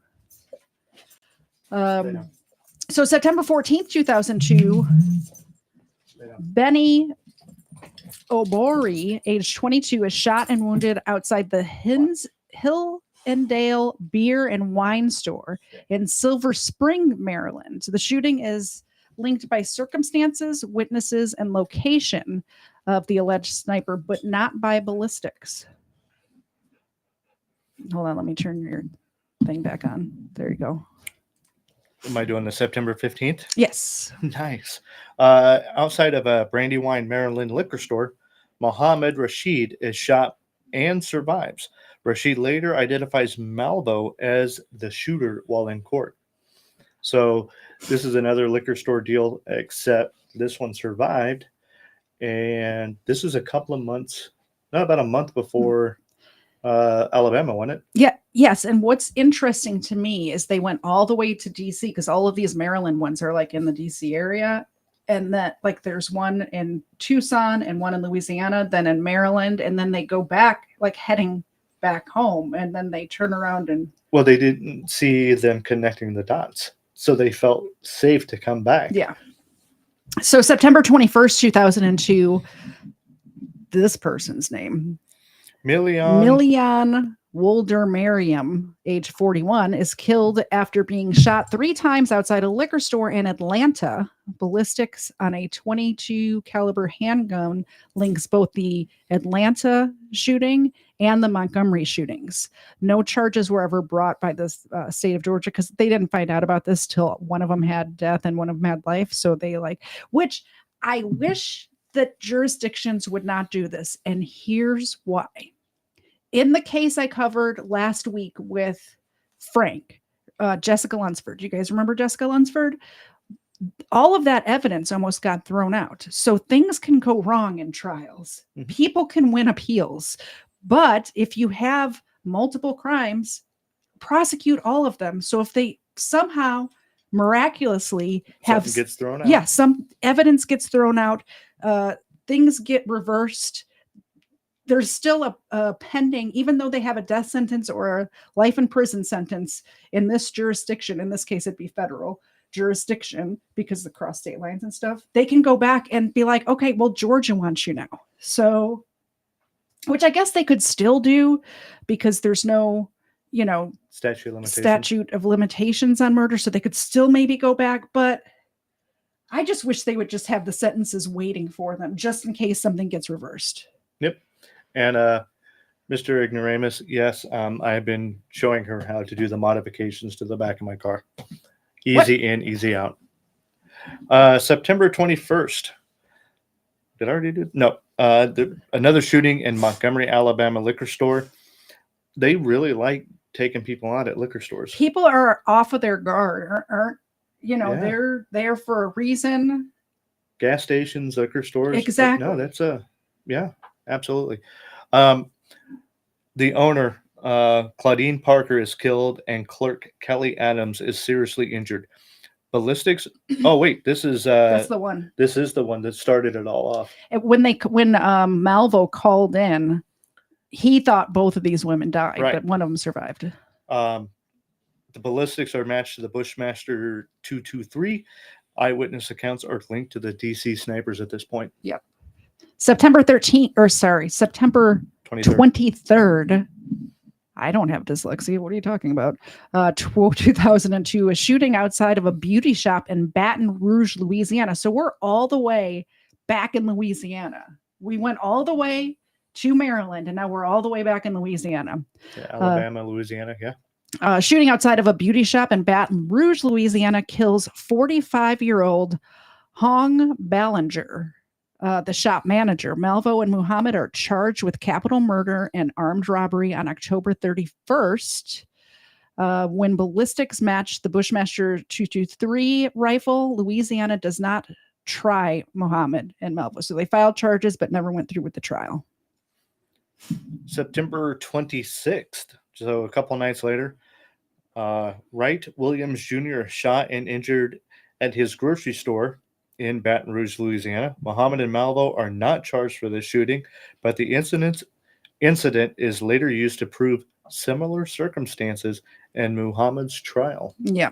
So training in Antigua. Before the DC sniper attacks, Muhammad and Malvo spent time in Antigua, where Muhammad trained Malvo in marksmanship and tactical skills. This period of training laid the groundwork for their subsequent actions in executing all of these attacks. And they also, another thing that came out at trial is the ones where they got out of the car, they had in their car maintenance worker like costume or uniforms. I don't know if they were they didn't get them from like the Halloween Spirit place. Halloween. Yeah, they didn't get them from Spirit Halloween. They had like maintenance guy clothes. So they basically blended in with the environment. Nobody pays attention to those guys. It's like walking into a theater with a ladder, clipboard and a ladder. Yeah. Exactly. No one's going to stop you. Exactly. John Allen Muhammad, this is a little background on him. He was born on December 31st, 1960 in Baton Rouge. He served in the United States Army from 1978 to 1994, during which he received training, obviously, in guns and marksmanship, but also as a mechanic. Muhammad's military service included the Gulf War, like the first one, right? Yeah, that would have been the first one. Yeah. Yep. And he had an honorable discharge in 1994. After leaving the military, he experienced a bunch of personal and financial difficulties, including those custody battle stuff that we mentioned earlier with his ex-wife. His ex-wife ended up getting full custody of the kids, by the way. And he was not too happy about that. He wanted his kids in his life, which is kind of why he adopted this Malvo kid. And Malvo didn't have his dad in his life, and he was like yearning for a father figure in his life. Yep. He met Lee Boyd Malvo as a teenager in 2001, and the two formed like a father-son relationship, even though they weren't biologically related. Muhammad orchestrated and led the DC sniper attacks using his military training, but Malvo ended up doing most of the shooting. Do you want to do that next section? Yeah. So let's go over Lee Boyd Malvo. Born in February 18th of 1985 in Kingston.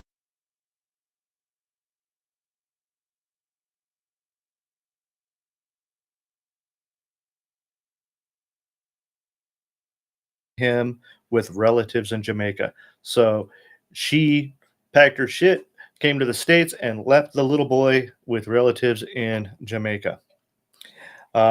Insane, right? Yeah.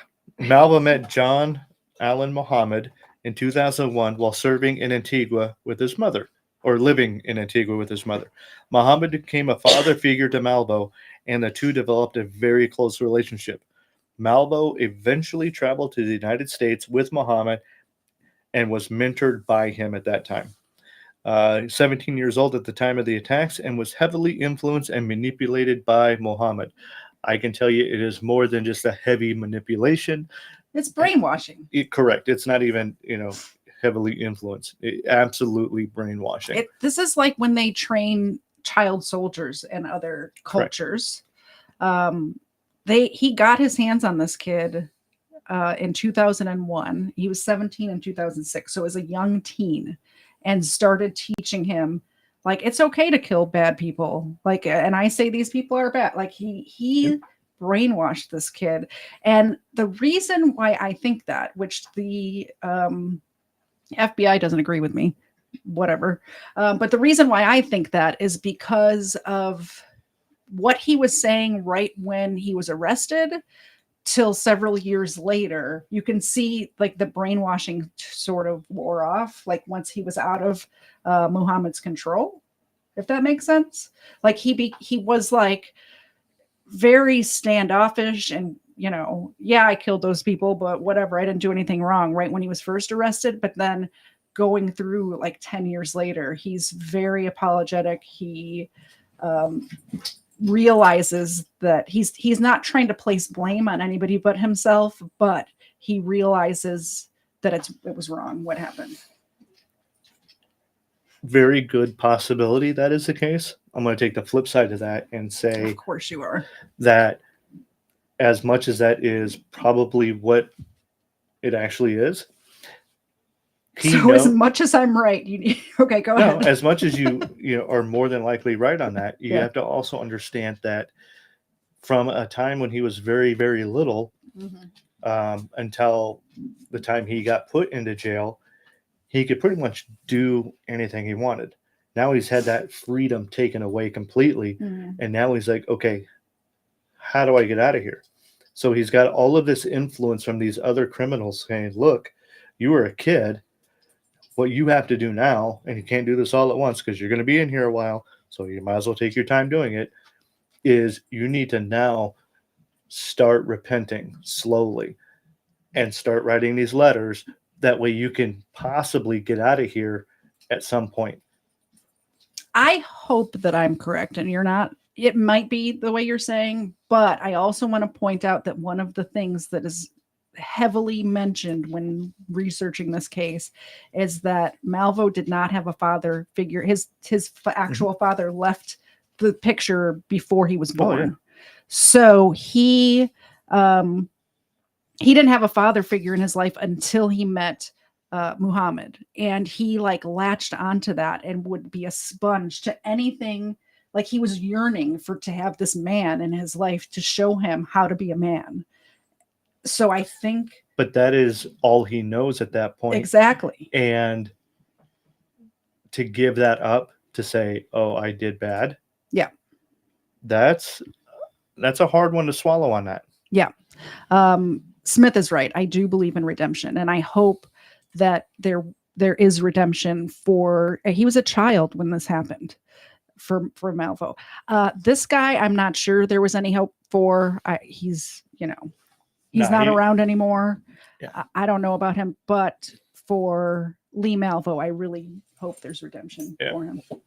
Like that's the truth, So during the trial, did I finish that? Yeah. Or you finished that part. During the trial, evidence revealed that Muhammad and Malvo had meticulously planned the attacks, traveling in a modified vehicle equipped with hidden sniper's nest in the trunk. They intended to extort $10 million from the government to stop the killings and create chaos and fear in the population. Terrorism, basically. And keep in mind, this was like a year after 9/11. This was a year and a month after 9/11. So, like you noticed in that video, that news coverage that I played at the truck stop or the rest stop, one of the older ladies they interviewed was wearing like this a Proud American t-shirt. That was everywhere. Like America was not any more united than it could be in 2002 after 9/11, in my opinion. It was like, it was a different sort of patriotism after 9/11. Remember that? I do. Yeah. This is my speculation. Also, Muhammad's ex-wife's speculation. I think the reason why this was carried out in DC is because his ex-wife, who had full custody of his kids, remember, lived in the DC area. And I think he was planning on killing her and making it look like a larger part of this attack. So it was just another number in the crowd of people, of these very random people who were killed, and then he would end up getting custody of his kids back. I think that's what was the plan. He never said that was the plan, but it makes sense to me. Do we know how old the kids were at this time? I don't know off the top of my head. They were younger than Malvo, so they were younger than 17, and I want to say they were quite a bit younger than Malvo. Okay. Like 10 and 6, maybe. I'm totally guessing, by the way. But anyway, that thing about him trying to kill his wife, that's allegedly my opinion. That hasn't come out in court or anything. So major breaks in the case included when Muhammad's friend, Robert Holmes, called the police, suggesting that Muhammad and his friend Malvo were likely the snipers. Robert Holmes and Malvo spent a long time in the military together. Mm-hmm. They said in one of those things where they were stationed together, was it Fort Lewis? Am I remembering that correctly? Is that a place? Am I making that up? I don't think you're making it up. I just don't remember where they were stationed together, because they were stationed together in a couple of places. Yeah. But they were close enough to where Robert said that Muhammad was, even though not blood, he was my brother. And he goes, even if he was my blood brother, he goes, I still would have called the police because I really, truly believed he was the one doing it. Yeah, exactly. The automobile records that they found after the fact. So this is all evidence they're bringing forward in court now. They're not putting this together at the time, right? That numerous traffic stops. Muhammad's car was stopped numerous times, quite near the murders. Mm-hmm. So they keep record of who they stopped. And at the time, if you recall, they were doing these like shut down the whole highway stops. So he was in the area of more than what, like 3 or 4 of them. Another break in the case came when Malvo called a priest to boast of the killing of killing in Montgomery, Alabama. So the trial begins, right? And I'm just going to go over a little bit of the evidence. There was a significant amount of exculpatory evidence presented during Muhammad's trial in his defense, primarily focused on challenging the reliability of the witnesses and the forensic evidence and the prosecution's narrative. Muhammad's defense team attempted to argue mitigating factors such as mental illness or coercion, which he's the adult in the situation. So who was coercing him is my question. These arguments did not lead to anything significant. It didn't clear him of any guilt or anything like that. But that's what his defense tried. The forensic evidence linking Muhammad to the crimes played a significant role in his conviction, including the ballistic evidence, right? The bullets recovered from the victims and the walls, and because a lot of them went through the victims and ended up somewhere else. Some of them were recovered from the victims. Yeah, 223s are pretty quick little. It's like a 22 on steroids. On steroids. Yeah, it's they're little. It's and a fast. little. Yeah, it's 1,700 feet per second. It's pretty quick. You just know that off the top of your head. Okay. I don't even feel like I need to look that up to see if he's right. I believe him. Witnesses testified to seeing Muhammad at or near some of the crime scenes, and surveillance footage placed him in the vicinity of certain shootings. Muhammad's involvement in the planning and executing the attacks was supported by evidence of his prior military training, the modification of his vehicle into a sniper's nest, and the strategic positioning during the shootings. You can get this part. All right, so this is going over Lee Boyd Malvo.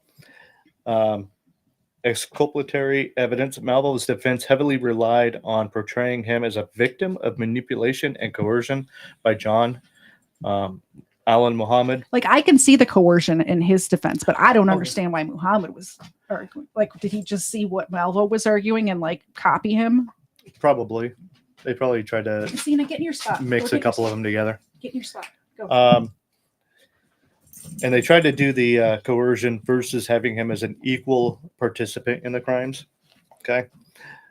Testimony from the mental health experts and witnesses who knew Malvo before and during the attacks may have been able to present and demonstrate his susceptibility, his influence and control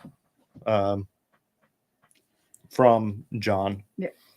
Malvo's defense likely sought to emphasize his age at the time of the crimes, 17, his troubled upbringing, and his psychological vulnerabilities in order to build a case to diminish his culpability. So what they were trying to do is say, hey, look, he's a young kid.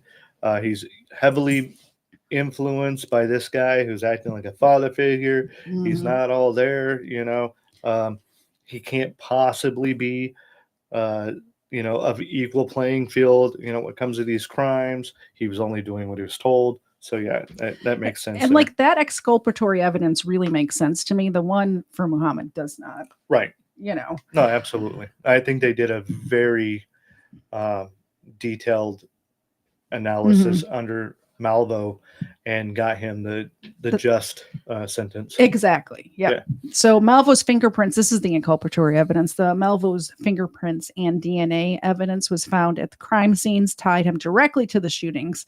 Testimony from witnesses who observed Malvo during the attacks or interacted with him, and him and Muhammad before or after certain shootings implicated them in the crimes. The one at the Ponderosa, do you know they went in and ate dinner after they shot that guy? No, I did not. They did. They didn't leave the scene at all. They went in and ate dinner. Well, that's one way to see what the cops are doing. Yep, exactly. I like a window seat over there, please. I want to see what's going on outside. Yeah. Malvo's own statements to law enforcement officers, recorded conversations, writings indicated his involvement in planning, carrying out the attacks, as well as awareness of the criminal nature of the attacks. Malvo's participation in planning, execution, and concealment of the crime, such as his assistance in modifying the vehicle used for the shootings, also served to incriminate him. So John Muhammad ended up pleading not guilty to the charges against him. Throughout his trial, he maintained his innocence and denied any involvement in any of the attacks, which is kind of crazy that they arrested him in the car with the gun. You were in the car that was made into a sniper's nest with the weapon that we matched to the crimes. But he's like, I was a hitchhiker. Nah, didn't do it. I got picked up. Yeah. Wait, hold it. That's your car, though. Yeah. Oh, yeah. And the car was registered. Yeah. Yeah. I guess Yeah, that it wasn't doesn't hold even any water anyway. Yeah. Yeah. So Malvo initially pled not guilty to the charges against him. However, as the legal proceedings progressed, he and his defense team shifted their approach. Malvo later expressed remorse for his actions and entered into a plea agreement with prosecutors in which he agreed to plead guilty to some of the charges in exchange for avoiding the death penalty. So, verdict time. John Muhammad was found guilty on all counts in the jury trial. The verdict included convictions for multiple counts of capital murder, conspiracy, and terrorism-related charges. And Malvo was also found guilty on multiple counts. He took that plea deal, though, and that including capital murder and the conspiracy charges and stuff like that. All right, real quick. Yeah. All right, so there's some chatter going on in. Oh, I forgot you guys were chat. here. Hi. All right, so there was nothing modified with the actual muzzle area of the rifle. What they did was, because they were able to just have the muzzle barely out of the actual vehicle, all of the gas and everything would go back into the vehicle itself. The muzzle flash would be the only thing that would be on the outside, which is why they did most of it during the day, so it wouldn't bring attention. But no, none of the rounds were subsonic. They were actual, just regular rounds that you could pick up at the grocery store, or not the grocery store, but But it depends on what state you're in. At the time, Walmart. Yeah. At the time, I don't think did they have Dick's Sporting Goods back then? But Yeah, they did have they Sportsman's and stuff to that nature. Cabela's. Cabela's. Really? They didn't have Cabela's, but they had Bass Pro Shops. Yeah, any of the Right. So they didn't have any modifications to gun the store. actual barrel or the muzzle. The modification was mainly done with the actual vehicle so that it was less likely to be seen from outside forces or outside people. Yeah. So I think I outlined that. Okay, so sentencing. So in December 2003, Muhammad was sentenced to death in Virginia for his role in the shootings and was executed by lethal injection on November 10th, 2009. Malvo, who was a minor at the time of the attacks, was convicted of murder and sentenced to life in prison without the possibility of parole. Subsequently, some of his sentences have been overturned or modified due to the Supreme Court rulings regarding juveniles and life sentences. So I think it was 2012, maybe. it might have been later than that. I might have a note in here somewhere about it, but 2012 or 2014. yeah, they somewhere in made there. it so that if somebody commits a crime under the age of 18 that would warrant life in prison or the death penalty, they cannot do that anymore. They have to have the eligibility of parole, which is why I was saying we need to convict in multiple states, because then, you know, anyway. Both Mohammed and Malvo's convictions were subject to numerous appeals and legal challenges. Mohammed's appeals focused on issues such as his mental health and the fairness of his trial. And while Malvo's raised questions about his status as a juvenile at the time of the crimes, the constitutionality of the sentencing of a minor to life without the possibility of parole. Despite various legal challenges, their convictions were upheld after exhausting appeals. Okay, so we already did that on November 10th.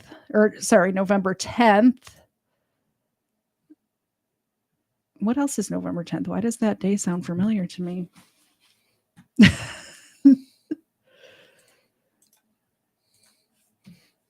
A lot has happened in just the past 24 hours as the sniper manhunt literally went nationwide. I may have messed up. I may have messed up bad. All of the Is this the one?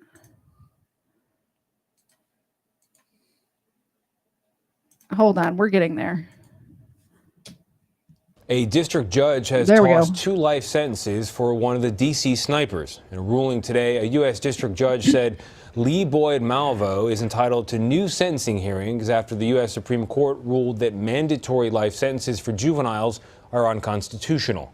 Malvo was arrested in 2002 when he was 17 years old for a series of shootings in Virginia, Maryland, and the D.C. area, shootings that left 10 people dead and 3 others injured. Malvo's accomplice in the shootings, John Allen Muhammad, was executed in 2009. We went through the CBS News archives and found this clip from the CBS Evening News on November 10, 2009, the day that Muhammad was executed. Bob Orr reports.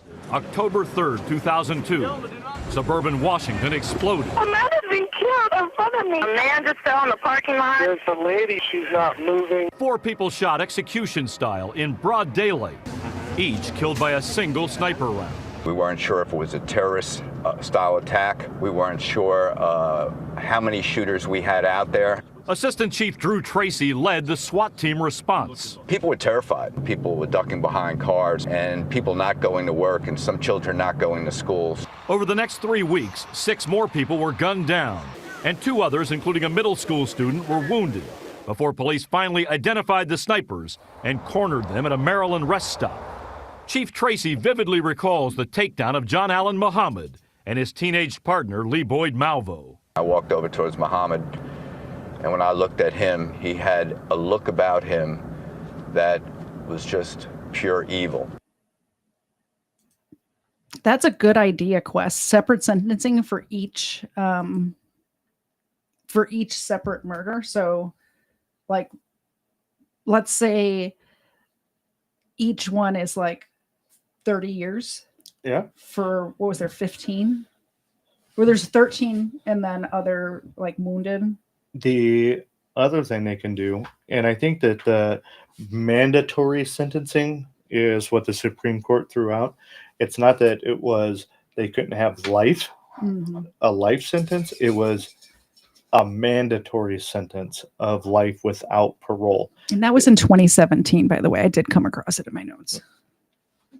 Did I say 12? 2000? It was 2017. Yeah, I thought it was 14. Yeah. But yeah. We were both wrong.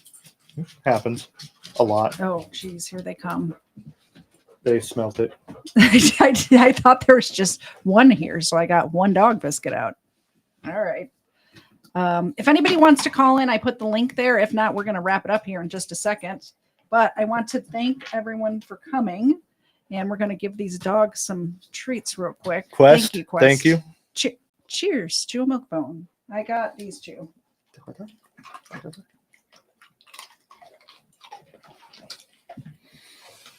We have a horde of dogs here. It's a lot. It is a lot.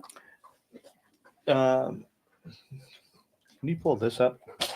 I think that's a whole 45-minute documentary. No. Just a picture. Like this, what you're seeing right there. Oh.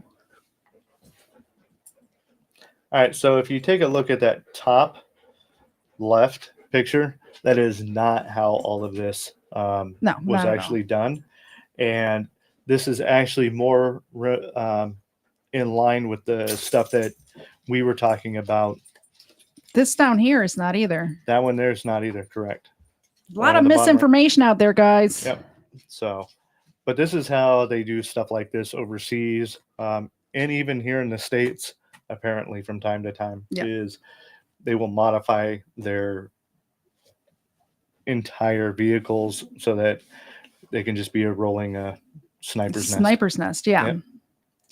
All right. Well, that's the show, guys. I hope you enjoyed it. Don't forget discount code KT5 for anything at this store. I'm going to create a new notebook by next week, and that'll be the prize next month. But there's t-shirts, tank tops, sweatshirts, anything you want. You can also get Steven stuff over there. You can get rid of the Christmas ornaments. Why? People, passed.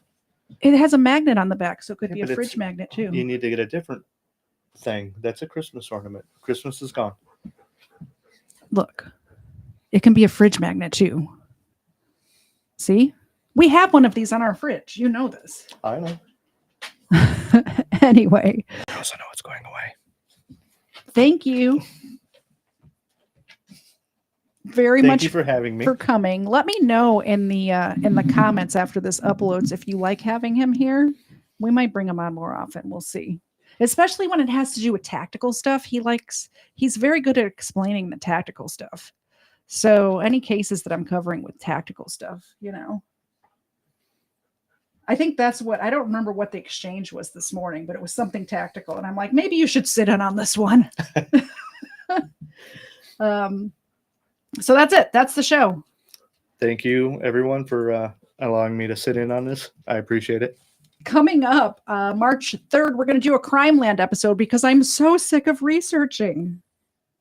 It's a lot, guys. Huh? You've done a couple of them. Well, I did Aileen Wuornos, and then I did Jessica Lunsford, and then this one, like almost all back to back to back. I did have a Crime Land in there. Then on the 10th, we're going to do the Smooth Criminal music stream. Music Crime Behind the Music, I guess we're calling it. If you guys think of a better name for that, let me know. When are we going to do another game night? Oh. I mean, that's usually a Friday or a Saturday night, isn't it? I haven't decided when March game night. I'll have to check my calendar when we're going to do a Friday night crime. I don't have it up there at all. It's like I forgot Friday night crime even existed. And game night Number even 2, existed. sorry, you fell off the list. yeah, I don't have them. Like I have a board up here because I can't remember stuff. I have a very bad memory and I'm kind of dumb. So I have a board up here to help me remember stuff. And I didn't even put them on there. I'll have an answer for you by the 3rd, maybe. By the 10th at the latest, when Friday Night Crime and game night's going to be. I ordered a new game, by the way. So those of you who enjoy game nights, so I'm going to pull it up here. You guys are going to be excited. I'm excited about this. It was Amazon. Hold on. Let me find it. Let's pull it up. And it was it like Strange Deaths? What was that game called? I think it was Strange Deaths. I have an easy way to find it. Yeah, here it is. Stupid Deaths. Stupid Deaths. Yeah. So I ordered this game, and the reason I ordered this specific one is because it's another one of these where it's going to be true or false answers, and that worked out really well with the one that I have back there. The dumb criminal one, but it's stupid death. So it's going to have a card with a stupid death on it. And then you're going to be able to do the true or false. So hopefully that'll be just as much fun as the dumb criminal ones. And I'll let you know. Like some Darwin. Yeah. Darwin Awards. Yeah. Like Darwin Awards. Yeah. So I'll let you guys know once that arrives. Like I said, I ordered it. It's not here yet. So once it arrives, I'll schedule a game night. I'll let you know. Also coming up in March on the 17th, we have the Leprechaun stream with Steven will be here in IRL. He'll be sitting right here. We're Little Crimes? Yeah, maybe all 3 of us can do it. We'll see. I don't know how that would work logistically, but we might figure it out. You never know. And then Daniel Holtzclaw also in March sometime. So that's where we're at, guys. Hopefully you've enjoyed this. I almost said Crime Land Overruled episode. Different show. Crime Land's going to be next week. And we will see you guys next time. Bye, guys. Oh, did you have anything to plug? No. He doesn't have anything to plug. See you next time, guys. Bye. I can't understand what you're saying. We're late stage in the catacombs. Shuffling a single card today. Broken table trying to play some ping pong. It's not subtle when we celebrate a magazine with the pages torn. My body cracks, knees buckling. I got a bad case of brain fog. Said I got a bad case of brain fog. So I'ma take my butt home. So I'ma take my butt home.